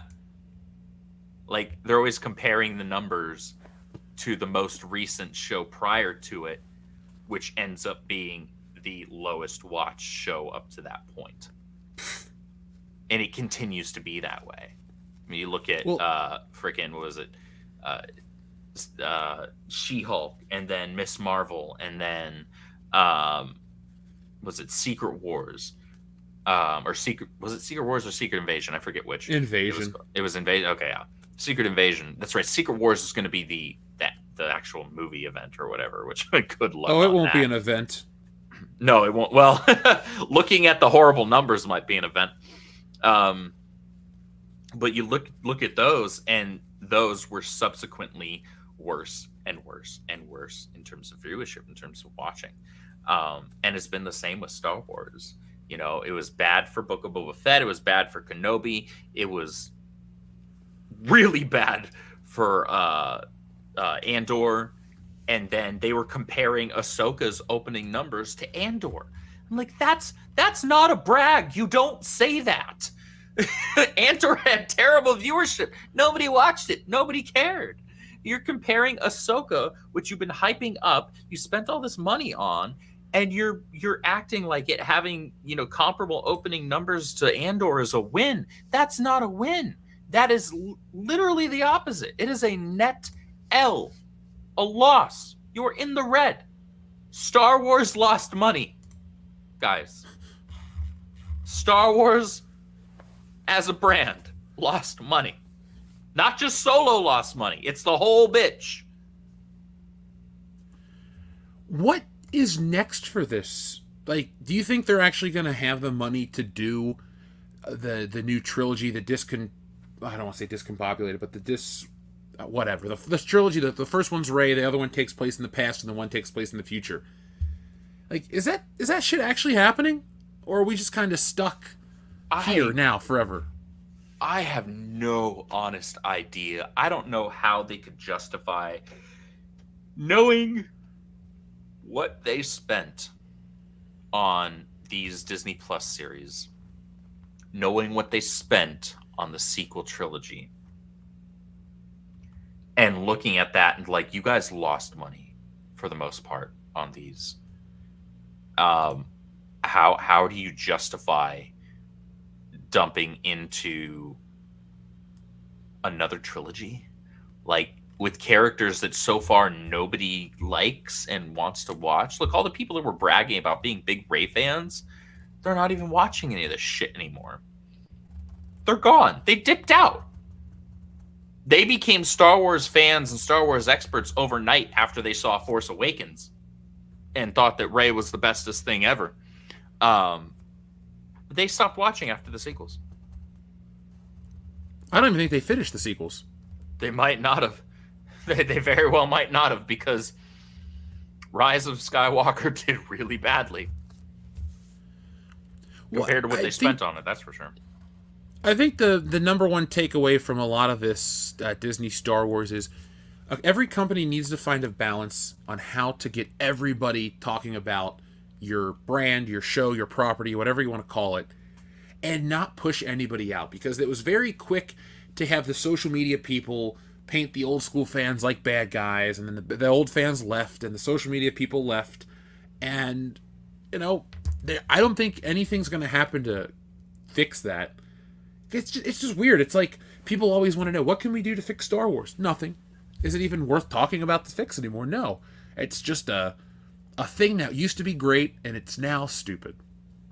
Yeah, all you really had to do was just leave it the hell alone. You didn't have to do much for Star Wars to remain a profitable franchise. You really didn't. I think it would have been better if Disney had to buy it, if instead of having 7, 8, and 9, they just straight went to the show The Mandalorian. I think people would have been like, okay, something that's set in Star Wars? Oh, cool. What is this? And then you don't have to watch the old characters be stupid. You don't have to watch the new characters just be the old characters rehashed. And you don't really anger a lot of people. And you can keep your modern identity politics out of this shit. Mm-hmm. And you just, you move forward positively. But you get all of this crap that comes out that really doesn't win over anybody. And there's no way you buy a property and in 11 years want it to be nothing. Yeah, you don't want the thing you spent $4 billion on a decade ago to be worth less now. That's not how assets are supposed to work. No, this should be a appreciating asset, not a depreciating asset. However, Disney has managed to prove otherwise. It just makes me laugh. It's mind-boggling, man, how they've muffed this franchise. I don't know how they managed to do that. I really don't. Like, yeah, we talk about, we got stupid Kathleen Kennedy, Ryan Johnson, Dave Filoni, blah, blah, blah, blah, blah. But, like, actually how? Like, how do you mess this up? This should have been a layup, a slam dunk, easiest $10 billion to make in the world. And no, Star Wars has fallen from grace. It is no longer near one of the top grossing franchises in the world. Not even close. Historically, yes. Currently, hell no. It's funny though how underwhelming the audience is, or underwhelmed the audience is. That's what I love to read. In a minute, we're going to read the chats and keep the show going, folks. Don't worry, we're not checking out it within 90 minutes. Hell no. Believe me, we'll give you a full show. We'll give you stuff to talk about. You got to give us stuff to talk about too. So anything you're passionate about with this, let us know. I don't think anybody out there that praises this show like blindly is being very honest though. Mm-mm. Like even if you want to be optimistic, like, even if it's not being honest with themselves.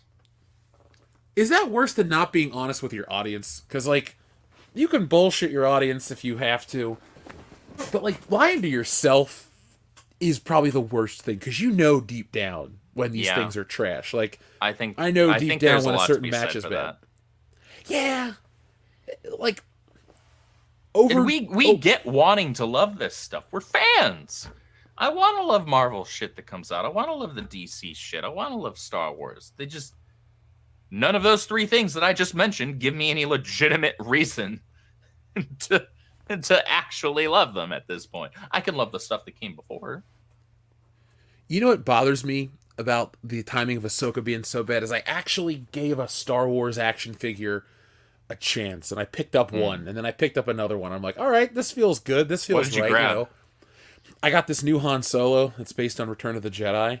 Oh, nice. And then in the Ollie's video, I see this wall of R2-D2s, and I picked up one of those R2-D2s because, I mean, it's nice. R2-D2. I got the Star Wars Black Series Knights of the Old Republic figures that they came out with a few months ago. Bastila Shan and Darth Malak. And I also have a Bastila Shan statue that just came in a few days ago. It's a pretty big one, too. It's like 11 inches tall. Oh, nice. It's a good size. Yeah. Bastila, she's a bad bitch. She's like that. But Star Wars fans don't like female characters. Fuck out of here. I mean, I picked up Princess Leia when I was filming at Ollie's, too. Hell yeah. I mean, I got her and Han Solo, and I got to get Luke Skywalker. Shit, a couple years ago when they released the Black Series Endor group, I bought them. It's like, the old ones will always get, well, not always, but the old ones will always at least get me to pay attention and care. Nowadays, I just feel stupid, man. I spent like $18 on this Han Solo figure. I'm like, man, I kind of want my money back after... I don't know what is worse. I spent my time watching Ahsoka or my money watching this. Or my money buying the toy. It's either way, I feel screwed. Yeah.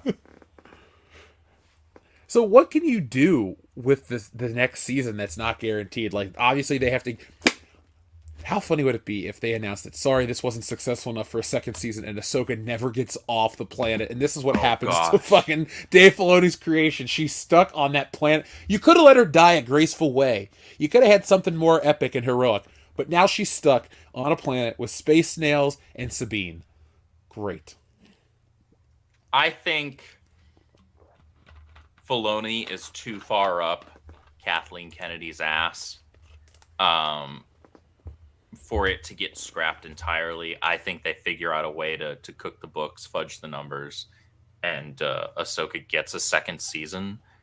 But I think its budget is going to be dramatically reduced. I have a feeling that we're not going to see the same level of quality visually that we did in this one. Because again, outside of that one scene, the series, something I can praise about it is that the visuals were really good. That was cinematic quality CGI, good blending for the most part, great effects, great particle effects. Like that star map, they did a really good job with that. But I think we see a very, very marked drop in quality with that for the second season of this. I don't see a reality where this doesn't get a second season. But Disney's got to sort their shit out, man, because they're spending so much money on these projects that are not making money. They're just going further into the red. At what point do you run out of the ability to subsidize your stuff from other aspects? Because it used to be that they could blow several $100 million on a movie that barely makes a profit or doesn't make one at all. Maybe it breaks even because of how much money the parks make. Well, now the parks are making less money. The parks aren't quite as busy as they used to be. I don't see how they keep this up. Like, if they keep on this track, they will absolutely burn to the ground. You can throw up, your Black Rock and all of that, the ESG. I don't give a shit about that. Everybody runs out of money eventually. Don't give me the ESG shit. Is that what people use as an excuse? Like, oh, Disney will always be okay because of that? Yep. That's an excuse that some people make. That, oh, it's just gonna, they'll never go under because, they're funded by BlackRock and this group and that group. And, as long as they have their social score, blah, blah, blah, they'll be fine. No, that's not the real world. I don't know what fantasy land you think you're living in, but that's not how finance and economics works. Eventually, somebody runs out of money, and the person that's dumping in all the money ends up being that person first. Disney can't last forever on this path. And this is a legitimate thing I'm saying right now. They honestly have to course correct, because as funny as it might be in the short term to say, ha ha ha, Disney went under, blah blah blah, Kathleen Kennedy's out of a job, Bob Iger's out of a job, all these shitheads are out of a job. Think about how many people Disney employs. They'll all be gone before the big brass. Oh yeah. That's a lot of people who will be unemployed, not able to feed their families because of the shitheads that are currently running the company into the ground. And that's sad. That's sad. I don't want to hear about, hundreds of thousands of people losing their jobs. And that sucks. As a human being, that sucks to hear about. I don't feel bad about Kathleen Kennedy losing her job.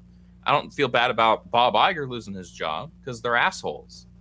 Not because they're rich, but because they're assholes and they've destroyed the shit that I love. And it's going to happen eventually if they don't course correct. They have to course correct. Disney is just going further and further into the red. You cannot keep this up. It doesn't work that way. That's not the real world. I don't know how long it's going to take. I don't know if it's going to be 2 years, 5 years, whatever. Eventually, the bill comes due. Well, I think what's going to happen next is Loki's going to disappoint people, and Captain Marvel's going to fail, and then you're going to move forward to whatever comes out next year, and then because of the writer's strike and all the delays, you're just going to keep having Disney miss the mark on a lot of their stuff. Yeah. And be prepared for a lot of interesting content to discuss this, especially from us. Oh, yeah. Dude, guys, this is going to be the channel to see when all that's going down. Think about that. Star Wars, it was making money with Force Awakens, barely there with Last Jedi. I won't pretend otherwise. But Marvel used to just practically print money in terms of merch, the movies. But now that's all in the red. So now you have the two things you spent the most money on and continue to spend the most money on from project to project, and all of those are in the red. You just lost your two biggest potential earners. I used to get so excited about this stuff. Even as an adult, it was like, man, when Civil War was coming out, I actually remember vividly the night before it came out. I was scrolling through YouTube, watching old clips of the Marvel superhero show, and just like getting ready for these big events. They just lost that. But I think across the board, entertainment has lost that. It's not just Disney properties; it's across the board. There's really no excitement for anything. It could be because the pandemic, everyone got new consuming habits for being home for so long. Maybe that's the case. I do firmly believe a lot of it is due to the fact that this shit just isn't very well made, and it pisses a lot of people off. I mean, streaming shows will reach a lot of people, but you'll never have that like universal conversation about a lot of them. Like not everybody watched One Piece, not everybody watched The Witcher, not everybody watched Dahmer. Those audience, while huge, still don't have the the reach as like, if a movie makes a couple $1 billion at the box office, a lot of people saw those movies. And people just aren't showing up for that stuff anymore. Yeah, and that's really sad because these are properties that should really more or less print money. Like, even without your general audiences, your hardcore fans would support you if you were doing it right. And you would be fine. And then you market it in a way that the general audiences want to jump on board and go see the film a couple of times, maybe in theaters, maybe they buy a t-shirt. Some of the screwballs probably buy a pop figure. And then, you're good because you have your guaranteed money still there. But that's not what they're doing. I wish you wouldn't have brought up Funko Pops. I did it deliberately when I was talking about the normies because it's an easy, cheap normie merch item because they're what, $10, $12, something like that. I feel like the normies have moved on to like weird celebrity worship and like basic entertainment that requires no thinking. It's like more people are focused on like Taylor Swift and Travis Kelce than like any TV show that's come out in a long time. Yeah. Maybe it was like the ending of Game of Thrones, the pandemic, and a couple other events really just changed everything in the way like people consume, major entertainment. I know I'm trying to look for a deeper reasoning. You look at Game of Thrones, and you look at I haven't seen it yet, but Stranger Things was extremely popular. American Horror Story for the horror crowd was, really popular as well. But the problem is the monetization of the streaming. A lot of these studios, especially Disney should be the topic of conversation here. Like they're making these shows that cost hundreds of millions of dollars per season, and they're dumping them on their own platform in the hopes that they gain new subscribers forever from it, and they're not. They're not making any direct sales, any direct revenue from these because it's not monetized. It's just right on their own platform that people probably, or if they want that platform, they probably already have it. You're not gaining anything on net there. You don't get more money from those people that are already there and subscribed to your streaming service from them watching another thing that you added onto it. That's just them watching another thing. It's not like you have ads running during those. Not that I want ads on streaming services, mind you, but you're not making any money from people watching them. There's no commercials, no ads. You're not getting ad revenue or commercial revenue. You're not licensing that series out to another streaming service, another studio, for them to then pay you for that, whether it's per season, per episode, whatever it is. You're just losing money. Why would you do that? These shows aren't bringing in nearly enough new viewers to justify the expenditure. If Ahsoka brought in, just to throw out a number, I have no idea what Disney Plus's current sub count is, so this is just going to be a completely arbitrary number. If Ahsoka brought in, let's say 100 million new subscribers, okay? Disney Plus is what, going up to $14 next month or something like that? Time to cancel. So you figure $14 a month times 100 million, right? So okay, that's $1,400,000. That's gross. That's on gross. That's not net because there are other things considered there. But that's only assuming those people stick around and don't just, they're here for whatever the 2 months that the show's running and then they dip out. So okay, you still didn't gain anything really. People aren't sticking around. It doesn't help you. I'm just at a loss for what else to say after watching this show. I'm sorry. I'm not trying to no-sell you on your point. I'm just sitting here racking my brain going, that we really just sat through that and nothing They no-sold us on the show. The show itself was a no-sell. That's the problem. It was just there.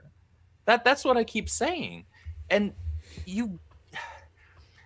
I don't think that the mentality of any response is a good response that professional wrestling specifically uses, applies to everything, because any press is good press doesn't apply when you're trying to sell a product. When you're getting people invested in a back and forth like professional wrestling does, that's a different matter. It works there as a marketing scheme. However, that doesn't apply here because there's no heel that we're rooting against, and so we're invested. But there's also no like hero that we're super invested in because we want to see them win that we're invested in. It's the equivalent of somebody coming out into the ring, picking up the mic, and nobody having a reaction. Like nobody freaking cares, and that's every professional wrestler's worst nightmare. That's worse than botching a spot. That's worse than breaking your leg. That is the worst possible thing because then people don't give a shit about you. It just happened to Johnny Gargano last night on Raw. Yeah, see, that This is the guy life ran you do out not and want got to leave. no reaction. Yeah, you do not want that in that. But that's what this show feels like, and that's what Andor was like too. Like, yeah, you had some people calling it like actually good writing. That's fine, okay. That maybe it has objectively good writing. Maybe it's got good cinematography, good pacing for the story that's being told. But clearly, it didn't interest enough Star Wars fans. It didn't feel like Star Wars to people. You had some people that were calling it garbage, blah, blah, blah, but those were mostly people who were, we'll say for lack of a better term, just trying to farm the same energy that we had back during The Last Jedi. And let's be real here, we haven't really had enough reason to have that same energy since Last Jedi / Rise of Skywalker because things have just been bleh. They're not worth the energy now. They're still bad. Disney Star Wars is still horrible. The only gems that end up coming out of it are usually something that has piss all to do with Lucasfilm's like actual screen group. You know, like the Star Wars Jedi games have done very well, and those are usually mostly universally praised. People got invested in them. I am one of the people who got invested in those. But apart from that, like people laughed at Boba Fett. People laughed at, and we're like internally pretty pissed off with Kenobi because we love Obi-Wan Kenobi. He's freaking Obi-Wan Kenobi. And so the fact that they pissed all over him pissed people off, but it still wasn't the same energy that we had back with the sequels. Right? It just wasn't because it wasn't even worth the energy and there wasn't enough of it there to bother being pissed off about for more than 5 minutes. And so we forgot that we even watched the thing, which was honestly probably the best bet to do because nobody should want to remember watching Kenobi. And there's the same thing with Andor. It's going to be the same thing with this series. People are going to forget about it. Like this finale happened. I doubt people are going to be talking about it next week outside of maybe they drop some numbers on like what the viewership was, how much the episode cost or whatever. Nobody's going to care. No, even though I saw the movie The Creator and I enjoyed it, I haven't really thought much about it, and I'm pretty sure I'll think even less about Ahsoka. There's just other things to focus on. Like, hold on a second, we got to do this because we have to focus on our audience right now. Oh! You know, they say all men are created equal, but you look at me and you look at Small Joe, and you can see that statement is not true. See, normally if you go one-on-one with another wrestler, you got a 50-50 chance of winning. But I'm a genetic freak, and I'm not normal. So you got a 25% at best at beating me. And then you add Kurt Angle to the mix, your chances of winning drastically go down. See, the three-way at sacrifice, you got a 33 1/3 chance of winning. But I got a 66 2/3 chance of winning because Kurt Angle knows he can't beat me, and he's not even going to try. So, Samoa Joe, you take your 33 1/3 chance minus my 25% chance, and you got an 8 1/3 chance of winning at sacrifice. But then you take my 75% chance of winning, if we used to go one-on-one, and then add 66 2/3%, I got a 141 2/3 chance of winning at sacrifice. See, Joe, the numbers don't lie, and they spell disaster for you at sacrifice. Adama, thank you very much. Woo! He says, "Hail to the High Council." As a Rebels fan, I really hate how badly these characters have been written in the Ahsoka series. The problem is that these ESG companies control the retirement accounts. It's like having a blank check. It's me, Austin! I will press you that button in just a moment. I need to look more into a lot of this ESG stuff. It's not that I'm not aware of what it is or follow it, but it's like in all the sci-fi when we talk about the corporation that owns everything, or those, it's like Vought in The Boys. Mm-hmm. I don't see how there's value in what they're doing for them. Like, I can understand doing stuff to make money or gain power and control, but like, what do? You just make people like me create my own shit.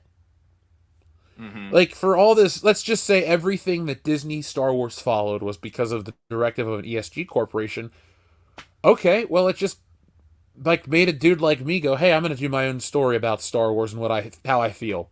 And then it pushes me to do other stuff to comment on the same crap they do. So if anything, it just allows people to like fight back on a more creative way. It's so stupid. I thought, like, if I owned an entertainment company that owned tons and tons of properties, all I would do is make movies that are going to make people happy. Like, I don't understand the value in pissing people off. I thought at the end of the day, it's just to make an audience, happy. Without making it too political, it's ESG is rooted in neo-Marxism and effectively making their social and political ideology kind of the new religion, and in order to do that effectively, you have to take over everything.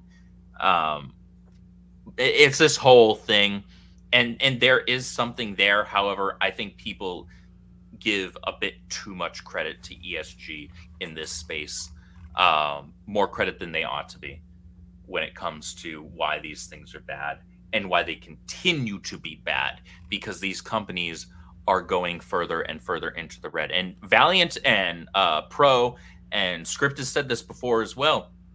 You look at most of these studios, the only place that's really still mostly, at least out in the open, pushing out this crap in terms of and I wouldn't even consider Ahsoka as part of that, honestly. I wouldn't consider this isn't a woke, quote unquote, show.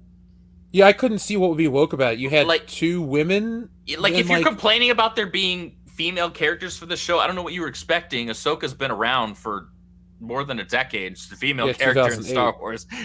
Sabine Wren's been around for a while. So same with Hera. The coolest characters in the show were Balin, I guess. Yeah, thank you. Because I was like, I can't think of an actual cool character on this show. Like Hu Yang was kind of annoying. Mm-hmm. I wanted to see more of Ezra. Like, I'll give this much to the actor that played Ezra.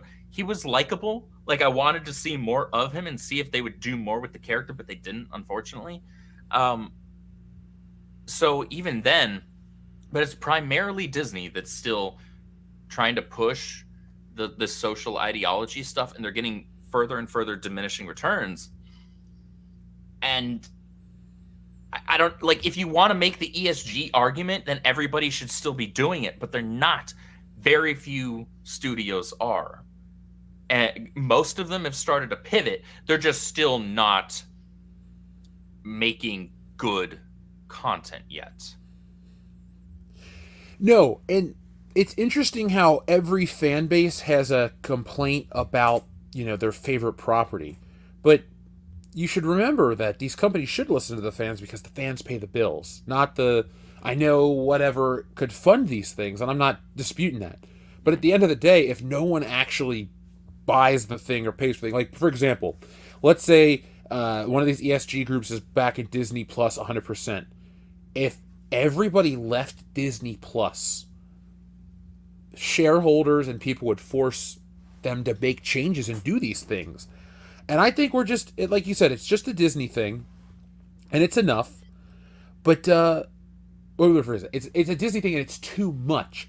Meaning, I'm tired of a lot of this crap, and everyone out there is tired of it too. Like, folks, if they wouldn't do this stuff, we wouldn't all be here hanging out together. So there's a positive to that. But at the end of the day, I find it very fascinating just to try to discuss like how they fix things, how they change things, how they go back to a semblance of normal entertainment. That's what I want at the end of the day, is I just want to go back to stuff being good. And it doesn't mean big budget superhero blockbusters. It means quality content across the board where there's a nice blend of everything. Exactly. Some people are saying that Ahsoka and Sabine were like woke or Mary Sue characters. I disagree with that. I think they were just boring characters. I don't think that Sabine did anything worthy of note to consider her a Mary Sue. Rey was automatically the bestest at everything, always. Sabine is documented as being trained, and she's a freaking Mandalorian, for Christ's sake. But her character was just kind of boring. And same with Ahsoka. She was too stoic, that doesn't track and align with how her character was prior to this series. So they were boring characters, and that doesn't make them Mary Sues. It just makes them poorly written. And in my mind, that's just as bad. I don't want a poorly written character. You can give me a powerful female character. Just make them interesting. Give them flaws. Their characters had flaws, clearly. They were both bullheaded, stubborn. They paid for it multiple times. But they weren't interesting. There was no charisma there. There was no reason for me to look at anything that those characters were doing and be like, yeah, I'm behind them 100%, or shit, even 75%. And I care about what they're doing. I care what happens to them. No, I don't care about them at all. They just exist. And that's bad writing. I should care about the characters that you're putting on screen in front of me, regardless of whether they're male or female. I think I cared more about the droid. I guess I did. Well, I can't act like I really did like the droid that much. He was kind of annoying at times.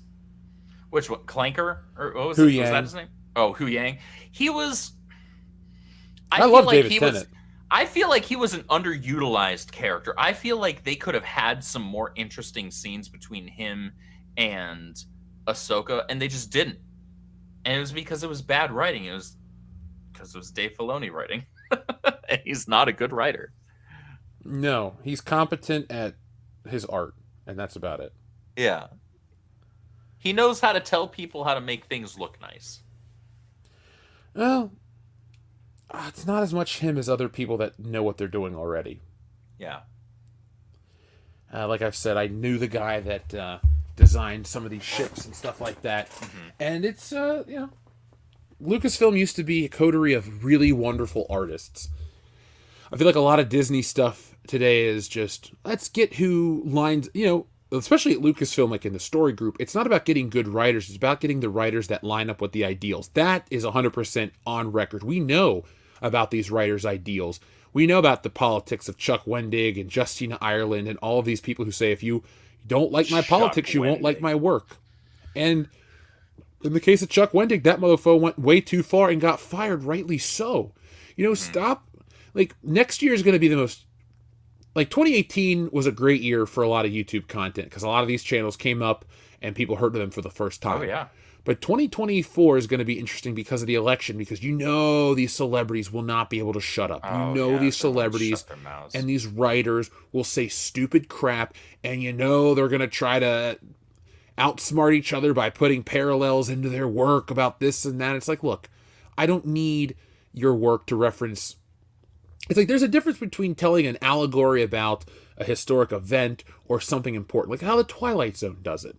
Mm-hmm. Like the Twilight Zone, because we're watching it for tomorrow night's live, or not, sorry, it's not live, folks, it's tomorrow night's recording session, but we're watching the Twilight Zone, and you watch that show and you look at how Rod Serling and crew touched on topical issues or touched on important issues without beating you over the head. You watched a show and you went, good writers I just can learned do that. Something. Yeah, bad writers can't. Good writers can do that. Good writers can do that, and it's because good writers will make it relatable to anyone. Maybe it hits a bit more with some people than others, but anybody can get on board and understand where the characters are coming from for whatever it may be. That's what separates a good writer who ends up, like, I don't want to say inserting messaging into it, but leveraging maybe experiences to tell a broader message. That's a really roundabout way of saying that. But the old 90s X-Men cartoon used to do it all the time. Right? Oh, God, yeah. And if you're entertainment in general used to do it all the time. Folks, if you're a member of the channel and you want to hear about the 90s X-Men show, I had the writers Eric and Julia Lewald on earlier this year. So make sure you guys watch that interview. It's over an hour long, and if you're a patron, you can get access to that as well. But those people cared about what they were working on. A lot of these genre shows or these like institutions that the fans care about, writers use them as a stepping stone. Oh, we're going to do, especially with comic books, that's what the one that pisses me off the most. People treat comics as a stepping stone to get into movies and other pieces of they just want a quick Netflix deal for a quick buck. They don't actually give a shit about comics. That's why Sana Amanat pushed for all this Miss Marvel bullshit because she got a Disney Plus show and she was in the video game. They honey-dicked all the Avengers fans. Like, you talk about taking a character that nobody wanted and putting her into something forcefully, and the outcome was negative. Miss Marvel and the damn Avengers video game. Because when you think Avengers, you think Iron Man, Thor, Captain America, the Hulk, all these great iconic characters. You don't think Miss Marvel's dumbass. And that's what you were stuck with. You had to play. She was such a huge element of that. And that's what happens with a lot of these big properties. You're just stuck playing in a world where you want to look out the window and do other cool stuff. But no, you got to play with these lame characters just because reasons. Either, political, ideological, or you just have people in power that create these characters, these self-insert characters, and they, want to make a quick buck like you just said. Yeah. I'm not saying you got to get into entertainment for a noble cause. Look at a guy like McFarlane. McFarlane wanted to make a buck. Fine. And he made a lot of bucks. Couple $100 million of bucks. But you know what? He's also made some interesting is shit. the toy market now. Yeah, he is he's the face of the toy industry in many ways. I don't really like his stuff. I mean, I'll save the, rant for another time. But overall, the thing is, he's not getting into everything just because he's this passionate artist. He's into stuff because it makes money. He wants to get paid. A lot of these big guys want to get paid. Believe me, I'm very into stealing Solo and Wokebusters and all this stuff. I want to tell you a great story, but I want to use it to be able to fund more stories and make more stuff. I want to make a living off of it, too. Yeah, I want to be comfortable. I want to be able to give you guys a couple more decades of entertainment. But my point is, you don't have to be noble and go in with no desire to make anything from it. But these people, have a desire to make money by being assholes. It's like that scene in Back to the Future where Marty's like, what happens? Do they become assholes or something in the future? That's what everybody's become. Everyone just kind of sucks. It's a different degree of suckage. There's no one out there. I guess Jon Favreau was that dude, but then he got chased off. Got pushed. Yep. By Dave Filoni and these other people. Yep, because Dave Filoni wanted to be the guy. All of a sudden, everybody was united around Favreau. Filoni had a freaking problem with it. And because Favreau wasn't necessarily as keen on what KK and her story group was about, but Filoni is willing to kiss ass and play ball, Filoni is the one that got the keys to the kingdom.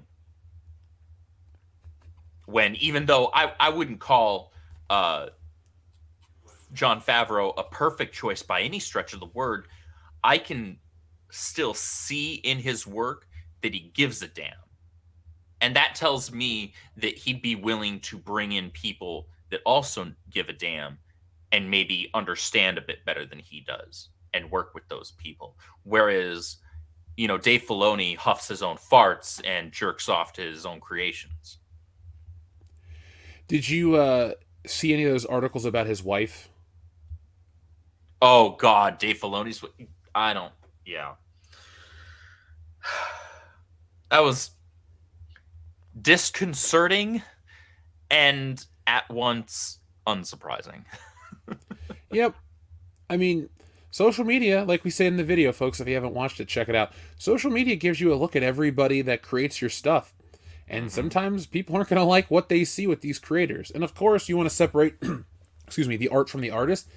But it's hard in these days, in this day and age, because everybody wears it on their sleeve as a badge of honor. And you're like, dude, more of this crap. In order to know the socio-political beliefs of these people, you used to have to find some interview hidden in a magazine, back in the day. But social media has allowed, for better or for worse, these people in our entertainment to plaster it all over for all to see, and it's to their own detriment. They could have shut their mouths just kept, producing work, and even if that work wound up being subpar, there wouldn't also on top of that be the lens of this is a person who thinks you are among the worst sect of human beings ever to exist in the history of our world, and that paint the picture and augment what we think of this person and the products that they contribute to. You shoot yourself in the foot. Yeah, I mean, they have no toes anymore. Nope. Yeah, no, at this point, they're just working with stubs. Let's give our friend Adama the other button he requested. Who's that Pokemon?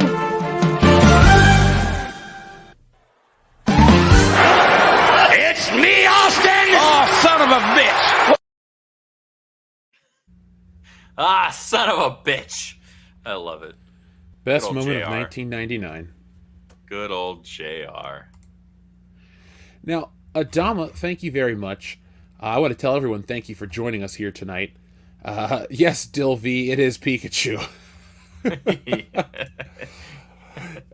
Let's check in with our audience, our wonderful audience. Everyone's a wonderful audience member. We appreciate you guys each and every week here on the show.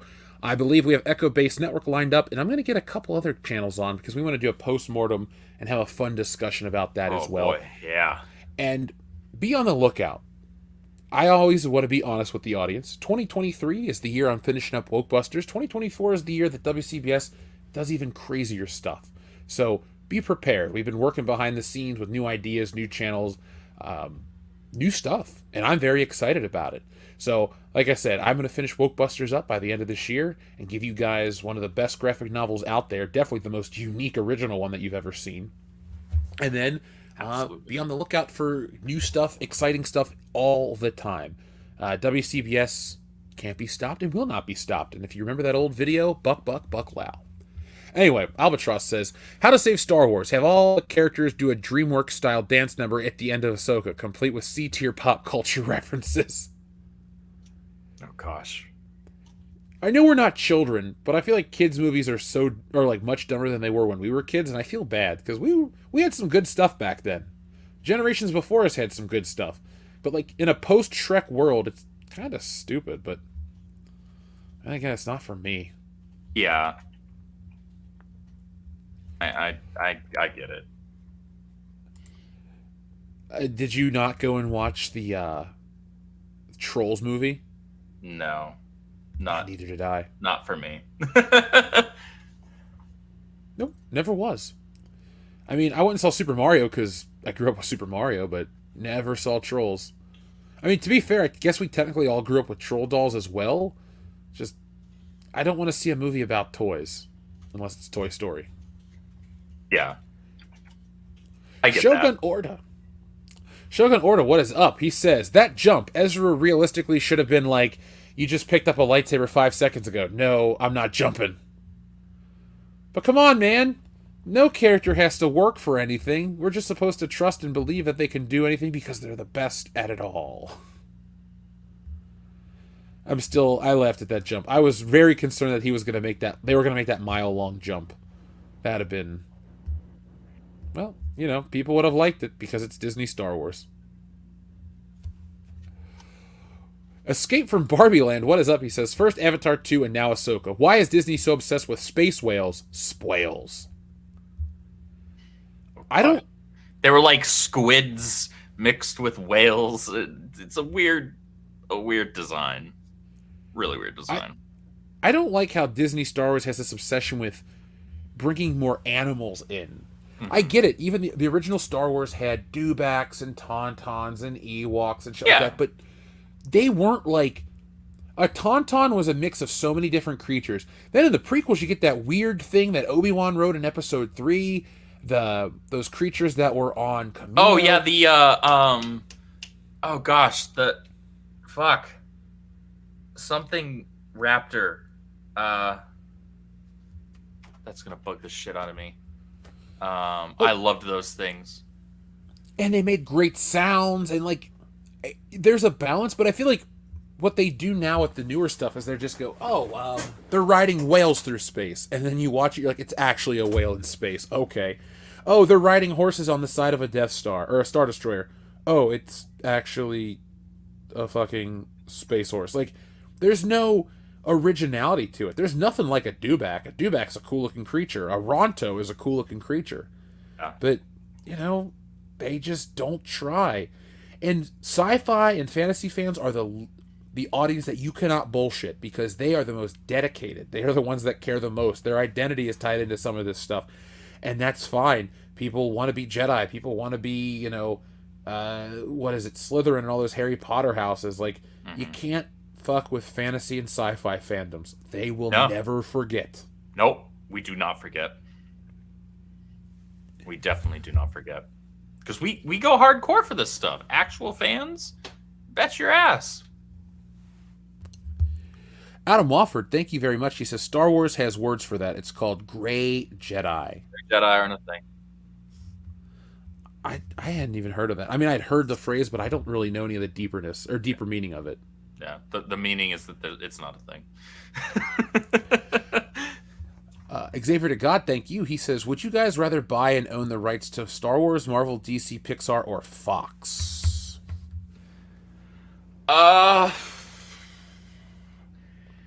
See, I guess it depends. I could buy DC and be comfortable having a lot of creative control because I know that universe the most. With Star Wars, I could do the same, but really only be truly comfortable in the Old Republic era. Outside of that, I would be like hiring on, hyper experts like Allura and, people like that. Marvel, most of my Marvel knowledge lies in Spider-Man, X-Men, and that's just about it. Miss Marvel before they turned her into Captain Marvel. I don't care about the rest, honestly. I'd be a lot more into delegation there, honestly. Like being the guy that's like, okay, I love this thing, and I know these other people who love it, but also understand this thing far more than I do, and I think that they're the right people to be creatively in charge, so that this thing remains the thing it's supposed to be. Of these options, well, let me just tell you why I don't want the other ones, and then I'll ultimately decide on the one. So, if you would have picked Warner Brothers, that would have been my ultimate choice, because I was actually thinking about, as like a company, I kind of like all the shit they own, meaning like they own the widest variety of things that I'm interested in. But 20th Century Fox really, I mean, Disney bought up their best stuff, and their other stuff that I liked was owned by other companies anyway. Alien's a dead property. I don't care how many times people say, oh, we can revive it, we can do something great with Alien. No, you can't, because nothing great has been done with Alien since 1986. Before I was even alive. Well, I was about to say nothing's good's been done with Alien for the most part since freaking James Cameron did Aliens. Yeah. And I will admit that I'm the black sheep, and I actually enjoy Prometheus a lot. What was it? Alien Covenant is literally just the first movie, basically. But we've already seen the aliens at this point. We know what they look like. They're not as scary anymore. So you can try to have the same tone, but it just doesn't land the same. I don't think Covenant was a bad movie. I just think it was trying too hard to be Alien, and you're not going to beat that. I'm sorry. You're not going to replicate Alien. It's not happening. That movie is phenomenal. Yeah, I used to say Aliens was the best, but now I'm an Alien man. The atmosphere, the tension, the set design, the cinematography, the pacing, man, the tone, everything. That was on point. Ridley Scott killed it with that movie. He absolutely killed it.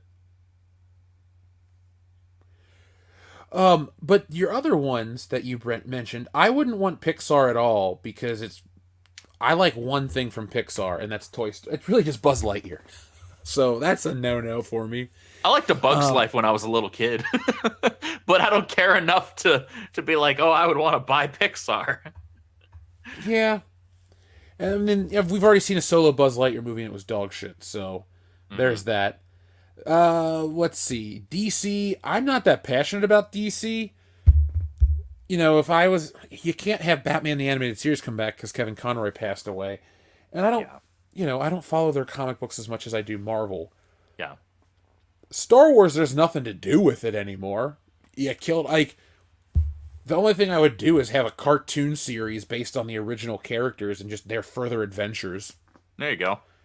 That'd be fun. But I guess I would take over Marvel because that means I could control games and their movies and all of that other stuff. And Spider-Man's my go-to. And of all the shit-talking we say about entertainment, Spider-Man's in a good place right now. No Way Home...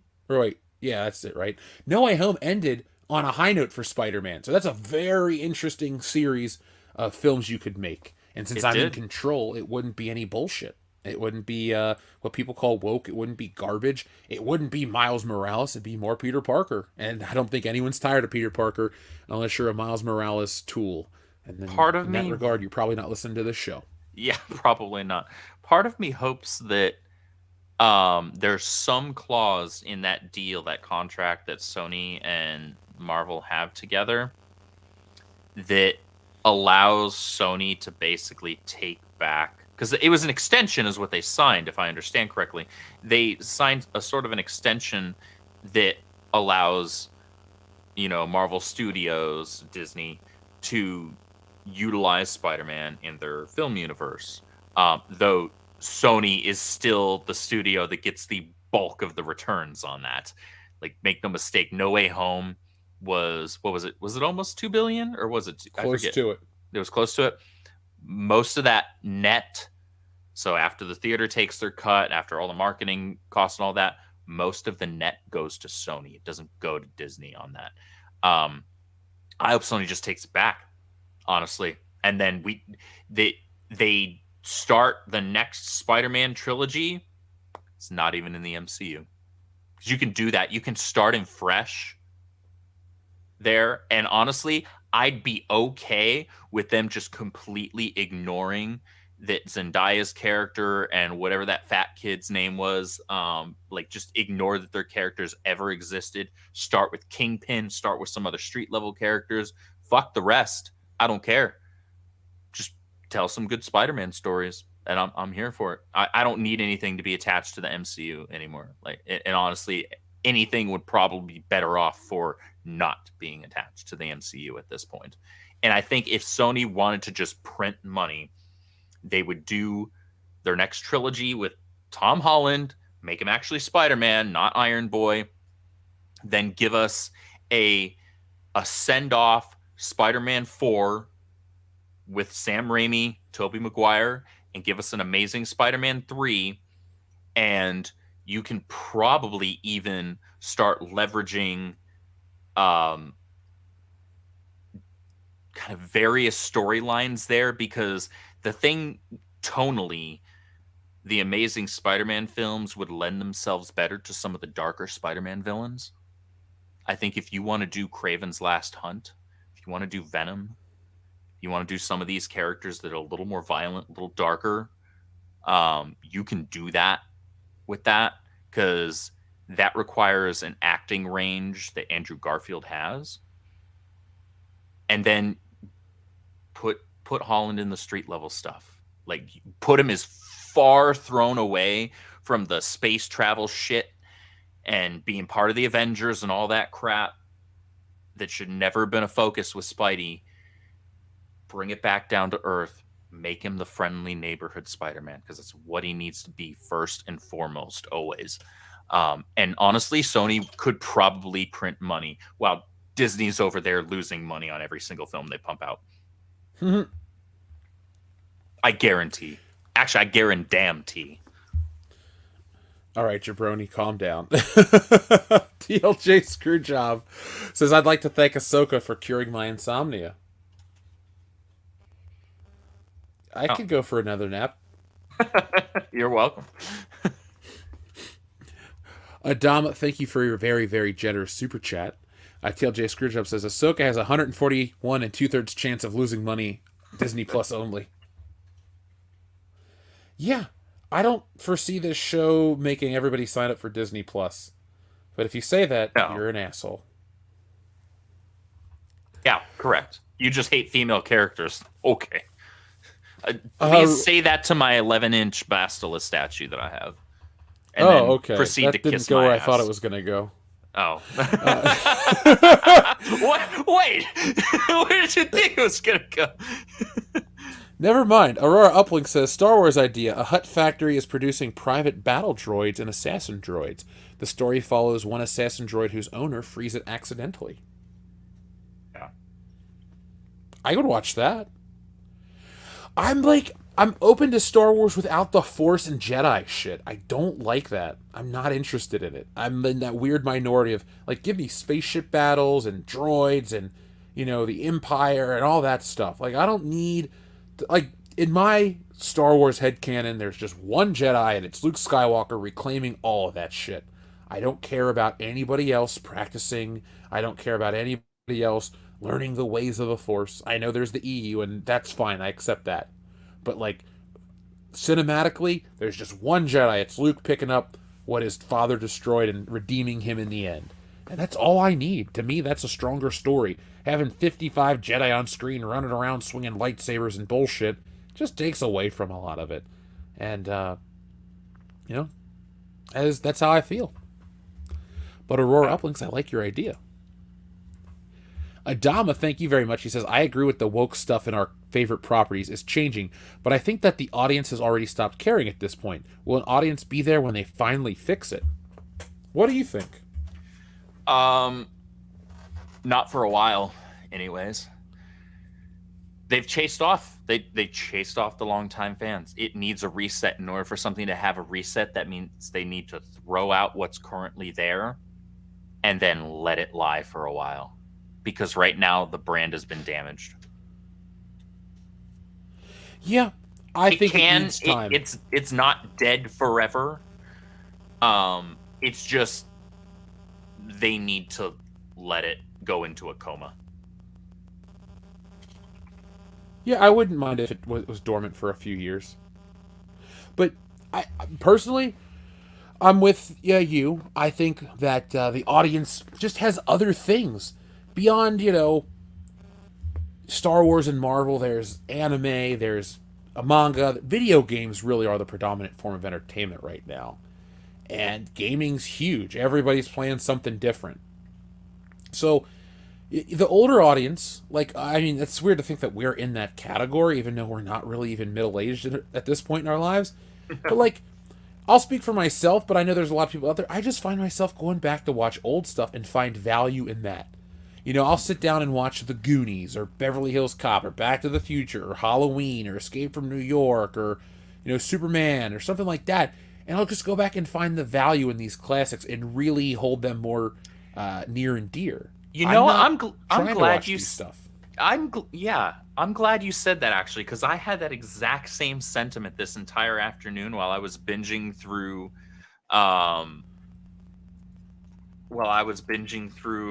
Ahsoka episodes 3 through 7. That something I can credit this new stuff for is giving me more of an appreciation for all of the older stuff, which is a million times better, and it's making me want to go back and consume that good old stuff. Because look, I want to love Star Wars. Cool. I'll turn on the prequels. I'll turn on the OT. I'll boot up Fallen Order. I'll boot up Jedi Survivor. I'll boot up KOTOR 1 and 2. I can enjoy Star Wars still. I can read the Star Wars Old Republic comic book series. I can read all of my EU novels. I can listen to the audiobooks. I've got plenty of Star Wars to love and enjoy that's actually of quality.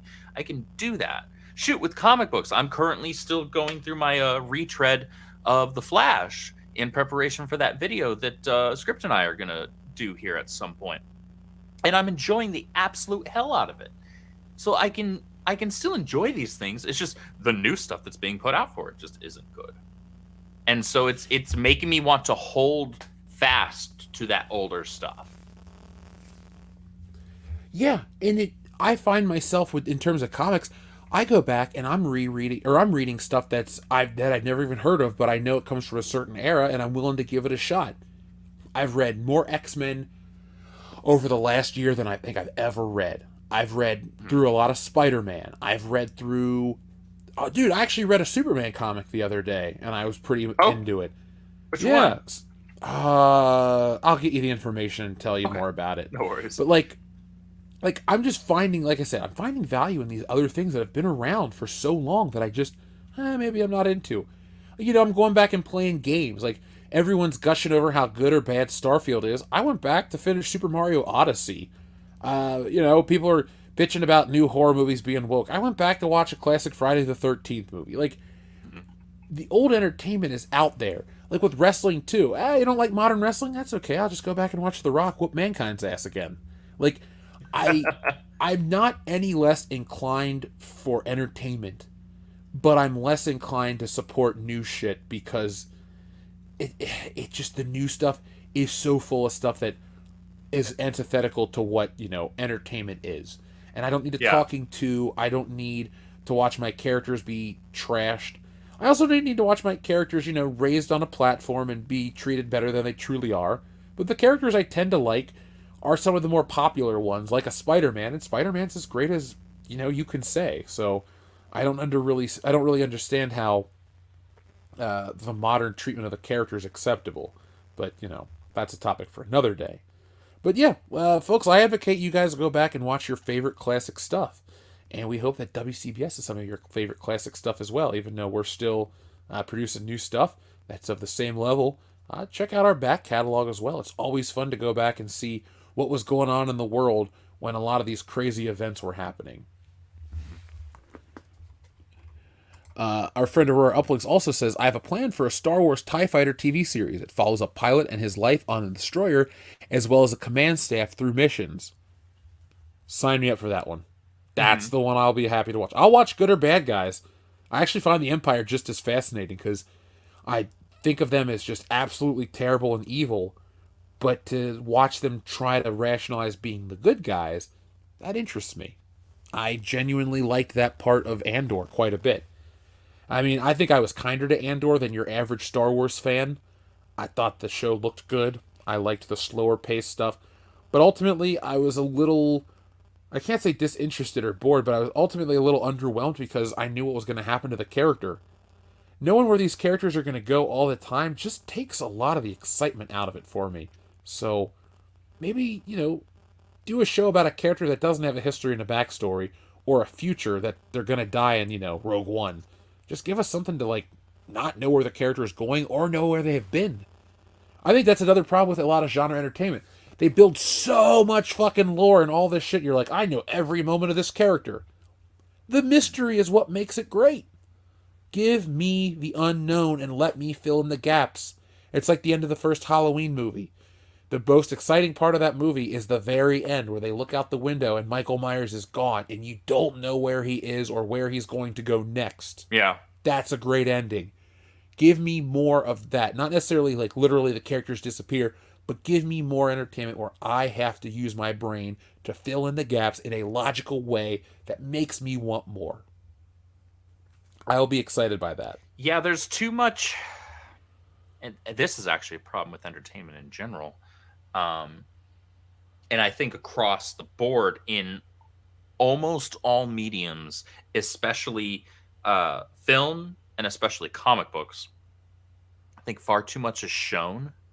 Obviously, quality is a problem, that goes without saying, but also far too much is shown before people ever even get their hands on it. You can basically get the entire premise of a movie these days by the second trailer. You can get a lot of the story just from some of the like online previews for comic books that they'll throw up on, you know, CBR or whatever trash website you want to frequent. Not enough is left up to wonder. Not enough is left up to mystery. There's no buildup. There's no hype. Obviously, you still need to land that hype. You need to follow through on it. It needs to be worth the hype. Otherwise, that's a problem too. If you hype people up and then it's a letdown, a la Destiny 1, then you've got a problem. But it's important to build that hype and not just give everything away. And that's something that we've we've tried to do over at the Rippaverse, where like we'll throw a couple of pages with 0 dialogue on our campaigns, and that's it. Then after that, it's all just marketing. It's all building up hype. We're not going to give you the story. You want the story? Buy the book and read it. Exactly. You think you can surmise what Wokebusters has actually got going on in the pages from the Indiegogo or the stuff I share? No. Hell, half the stuff I tell you guys is just a fraction of a page or a fraction of a joke. And I'm going to show a lot more, but still, it's not as much as you'll never get all the story from just, listening to us talk on a live stream. Yeah, that's we can tell you the outcome of Steel, or we tell you that what happens in Stealing Solo, they kidnap Harrison Ford. Great.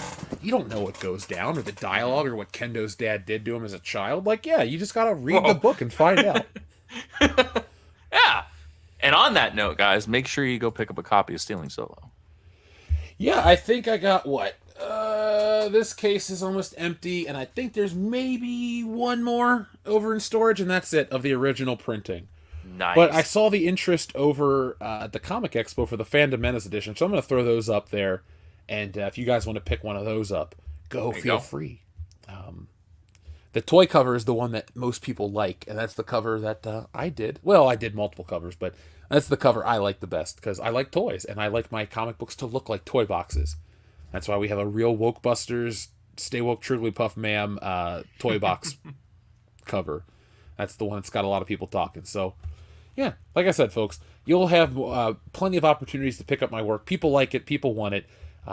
Support all the indie books. Support the Rippaverse. Support everybody, because we're the ones that are going to keep the medium of comic books alive and kicking. Not those folks at DC or Marvel. They're just interested in getting a Netflix deal or getting their ideals put on the page. We want to entertain. That is my number one goal, is to entertain you guys.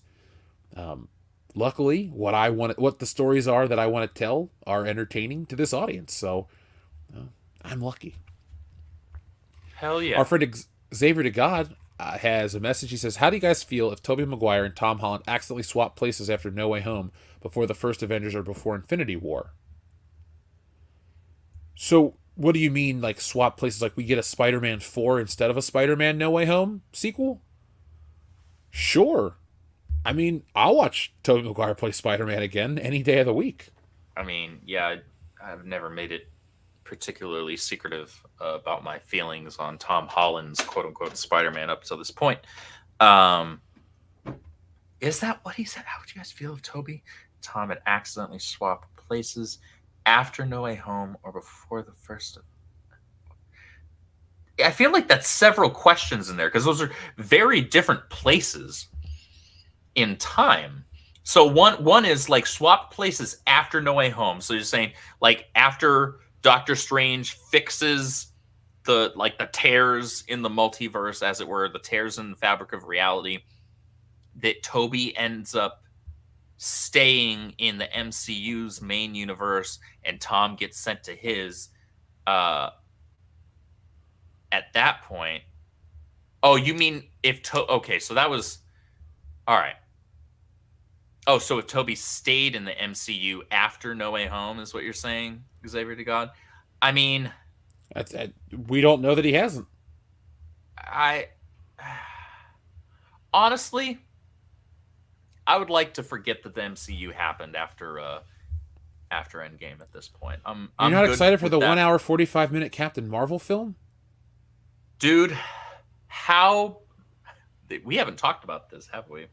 No. The fact that that movie went from being touted as like one of the least expensive films to date to produce, all of a sudden now it's the most expensive for the MCU. And it's also somehow the shortest. How much did they cut out of that film? How bad was that movie? That they cut it down to an hour 45. When was the last time you saw an hour and 45-minute MCU film, Jeff? I don't think there is one. I don't think there is either. That's my point. They're not known for having super short films. So when we found that out, I was like, I'm sorry, what? How much did you cut from on the cutting floor? Holy crap. Maybe they just want to keep us from, being subjected to torture for that long. I just don't. I just don't want the MCU anymore. I'm good. I'm good. I don't want it either. I'm I will done. tell you, Xavier to God, one thing I always thought when I saw the first Avengers is how cool it would have been during the Battle of New York, right when the chips were down, here comes Spider-Man swinging in. That'd have been the coolest crossover ever, because it's his backyard. They'll never do another fight in New York. And they never really did. They had to go do a time travel thing, and they had that weird fight by Doctor Strange's Sanctorum, but, that wasn't a real battle for New York. But that's always what I wanted. I can't say when I was a kid, because I was, 23 years old when that movie came out. But I was like, man, if only Spider-Man would have swung in and just fucking saved, fought alongside him. That'd have been cool. But that was back before Tobey Maguire did come back. So it's kind of like, well, at least I got it in a different form. Yeah. So, is there anything else you want to say before we go? I think we've had a pretty fun stream. 2.5 hours was a good time. Folks, we'll be back to our regular format next week. I just wanted to, give you guys something a little different for the finale of Ahsoka. The show that was okay. Yeah, the show was fine, I guess, would be the generous way. But I don't want to be one of these people calling it the worst thing ever. And I'm also sure as hell not going to praise the thing beyond saying that visually, yes, it did a very good job. The cinematography was good. The CGI was very good, actually. Now I know why the budget for this series was so damn high, because that was, as you put, that was film quality CGI that they were working with there. I just the rest of it doesn't justify the price. It was just kind of it was forgettable. I'm gonna forget that we watched this. Even the things that annoyed me, like Ahsoka having forced psychometry out of nowhere, which she's never had, or Sabine all of a sudden being able to use the Force. The show's so forgettable. I'm not even gonna remember that I watched it in a week. I had forgotten that it existed until you texted me this morning. I'm not even thinking about this show anymore. I'm thinking about, full transparency.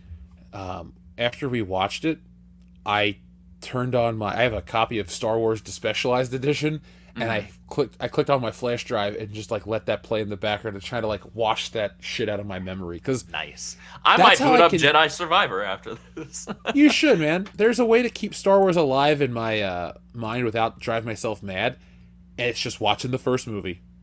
Put it on, kind of veg out. I don't know. I've been on a 70s kick lately. Star Wars, Halloween, Jaws. I want to go see the new Exorcist. That's something I want to do. But coming out with the new Exorcist? It's already out. Oh, well, okay. I had no idea. Yeah, it looks legit too. I've heard it's actually scary, which I don't get scared movies, but I want to be scared. Horror movies have an issue, for me at least, with very seldom being just legitimately scary. A lot of it's too much reliance on jump scares. And it's fine to have a jump scare or two here and there in your film. There's nothing wrong with that if you're doing a horror film. However, if that's what you're relying heavily on, I think that's telling me you can't make a scary movie. Your movie should have the tone of dread throughout, or at least layered throughout, and so that your viewers are on the edge of their seats, really concerned that for what's going to happen next, because they have no idea, rather than they're just anticipating and bracing themselves for the next jump scare. Because I think that's kind of weak. I don't disagree, but I do think audiences have been conditioned for jump scares for so long, especially with your Paranormal Activity. Oh yeah, those series of films, I think, were more detrimental to horror than anything else. People want to say Saw, people want to say slasher movies. But is Saw really a horror movie? It's a horrible movie. Because to me, I mean, the entire concept of Saw doesn't really fall into scary. It just falls into like gore fest with a little bit of psychological there. Like at least for the early films, from what I understand. Otherwise, it's just gore porn or torture porn. I don't know. That's not interesting to me. No, I like the creepy like supernatural shit. Like that's my game. My favorite Paranormal horror Activity movies are is the ones that okay. could be. I just like the ones that could actually happen. Yeah, no, that's fair. That's fair. Like, I stand by one of the scariest horror movies of all time is still The Den, because it's just literally about a chick who gets abducted on the internet and sold into sex slavery, and the way they do it is they hack her computer and like ruin her life, and I'm like, oh shit, that could happen in real life. That's Yeah. creepy to me. Yeah, absolutely. Because That is something that can actually happen. yeah, demons aren't real, monsters aren't real, the Loch Ness monster and all this shit. Jaws is just a shark, but this other stuff out there, that's the creepier shit to me. So Yeah. we have a super chat on screen from our friend Adama. Let me address that. Thank you, Adama, for everything. Thank you to everybody, folks. It doesn't matter if you give or whether you don't. We just appreciate having a great show with you.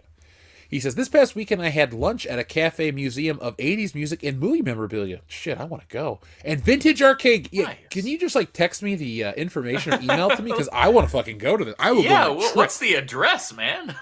Yeah, Andrew, we've never hung out in person. Let's make our first hangout at this place. This sounds Hell fucking yeah. cool. Just fucking road trip it and then chill there. I got to play Super Mario Brothers for the first time in 25 years or so. Also saw some great 80s movie props.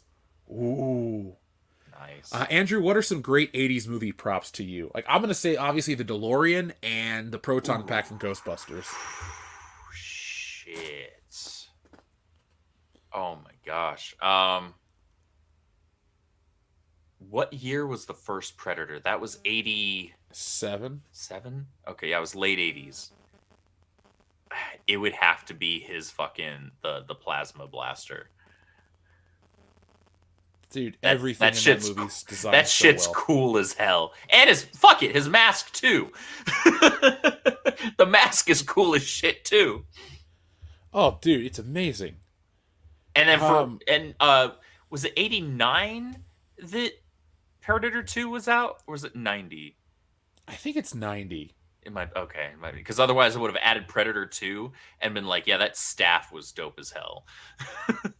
It's not a great movie, but I liked the staff and I liked the discs that he had, like the razor discs. That movie's so weird to watch, having lived out in LA. Oh, I bet. Weirdly enough, I never watched it when I lived out there. I should have. Oh well. Yeah. I'm trying to think what other 80s props I would love to see in person. Oh, how did neither of us bring this up? Monster Zero 1 just beat us both. The Batmobile from 89. Because I'm jealous I don't own one, so I don't want to look at it. Oh, fuck.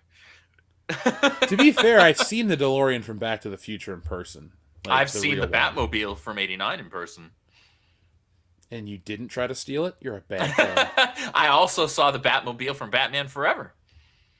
I like that car. I know people shit on that movie. I like that movie and that car. I enjoy the movie enough. It's campy, but I liked that Batmobile a lot growing up when I was a kid. I got to see those as well as the suits, a lot of the props, and some cool art. So it wasn't at San Diego Comic-Con, but it was near San Diego Comic-Con in 2019. They had an anniversary exhibit for Batman. And they had all of those props in a showroom, the costumes and things like that. It was so cool. Oh man, my brain is just going through like a million of these great movies. I wouldn't mind getting to see the original crappy blue Chevy Nova from Beverly Hills Cop.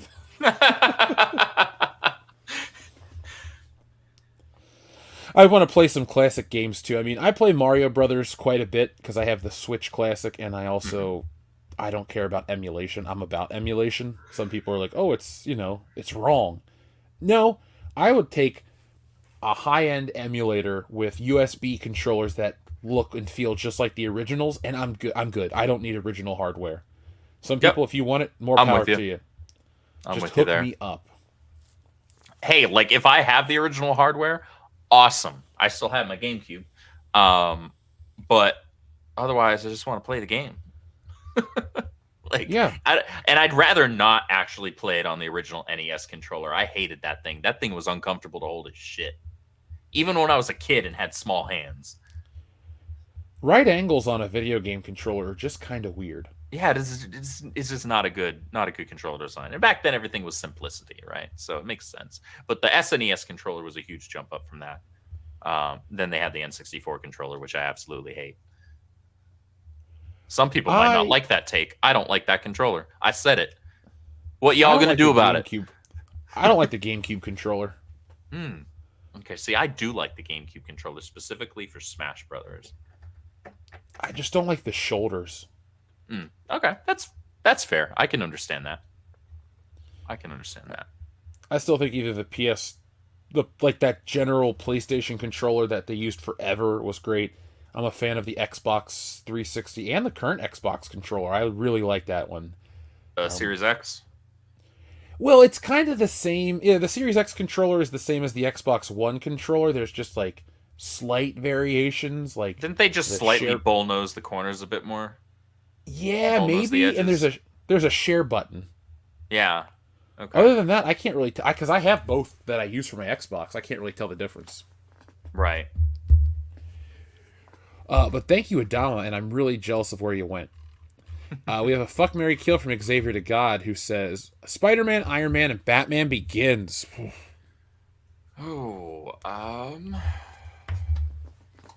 Marry Spider-Man. So we're talking first Raimi Spider-Man here. Fuck the first Iron Man. Honestly, those two movies are pretty interchangeable for me, but I like Spider-Man more as a character. And then, see, that's really hard. Oh gosh, this could go. Okay, so no matter what, Spider-Man can't die. But I love Batman Begins. You're an asshole, Xavier. I don't like this. I don't like this at all. Xavier to God's always going to remember today, October 3rd, because it's the day that I actually kill Spider-Man on the street. Oh, shit! Yeah, I think both Iron Man and Batman Begins are better films than Spider-Man 1, and I like Spider-Man 1 quite a bit. So I'm going to agree with you on that, but I just bringing myself to kill Spider-Man. I'm going to marry Batman Begins, I'm going to fuck Iron Man, and I'm going to kill Spider-Man 1. If it was Spider-Man 2, I would marry that one in a heartbeat. But I really like Batman Begins. It is I'm with you. I want to say it's my favorite Batman movie because it's the ending alone. It is my favorite Batman movie. It's absolutely my favorite Batman movie, followed by 89. Yeah, to me, I try to put them on the same level because I really don't want to have to break it down like the specifics. But Batman Begins was a movie that I remember seeing in theaters, thinking, "Wow, this was incredible." Then I bought it on DVD. Then I got it on Blu-ray. I need to get it on 4K. I mean, like, I love the storytelling. Christian Bale did a great job. The music, it's got an inspirational ending. It's awesome. It's just, yeah, I can't really say anything bad about Batman Begins. I love that movie so much. Wow. Xavier to Gods is saying that you actually killed Spider-Man 2 over Back to the Future and Beverly Hills Cop, is what he's saying. Is this true, Jeff? I probably did. I don't put superhero movies in the same category as regular movies. Okay. Like, they always get downgraded because I like the characters and their adventures. So it's like, oh, I already love Spider-Man. I don't care. But, you know, Beverly Hills Cop and what was the other one I picked? Back to the Future. I like those movies independently. Spider-Man is a comic book, a movie, a video game, toys, T-shirts. He's so much more. You know, Beverly Hills Cop and for a long time Back to the Future was just a movie, and I, you know, enjoyed it so much that I didn't need anything else to feel more fulfilled with the characters. especially with Beverly Hills Cop, because there's nothing else. There's no action figures. There's a model car, a couple of Hot Wheels, and a Detroit Lions jacket. And it took 30 years to get the damn soundtrack, which as soon as I found out they made, I bought that right away. So, I'm all about that Beverly Hills Cop life. But, yeah. Xavier to God, thank you for making me kill my favorite superhero multiple times. That's unkind. Melon Husk, I remember when Mortal Kombat came out, both the game and the movie. I saw the movie fairly early. I loved it back then. And I still do. Folks, I got a series I'm going to do next year, essentially, because like I said, I want to just get through Wokebusters, make sure that's 100% perfect, and give you guys the best content possible. But I stand by Mortal Kombat as not only being the best video game movie, but being a movie that people shouldn't overlook and write off, because it's got a lot of merit, way more than people want to give it credit. And spoiler to the video, in my eyes, the only thing you can really shit on it for is the 90s CGI. It's a solid story from start to end, and the sequel's garbage, but that's a story for another time. So, Andrew, is there anything else you'd like to say before we close out? Guys, go buy a copy of Stealing Solo while Jeff still has a handful of copies left. Yes, thank you. Folks, you can get that at stealingsolo.com. Link is in the description below. You can join us on Thursday night for the podcast, and I will be on the lookout for what I'm going to put out next. It's always exciting here on World Class Bullshitters. But I am deep, deep, deep into Wokebusters. So deep that, you won't even know where I am. I'll be like, Jeff, and nope, I'll be working on Wokebusters. So enjoy that book when it comes out next year. Well, I'll be done with it this year, and I'll finish it up and get it shipped out, and we'll do a relaunch for everything, and let everybody know when they can get the greatest graphic novel that hasn't been released yet. So, folks, from all of us here at WCBS, thank you for watching. Be smart, be safe, be cool, but always be excellent to each other.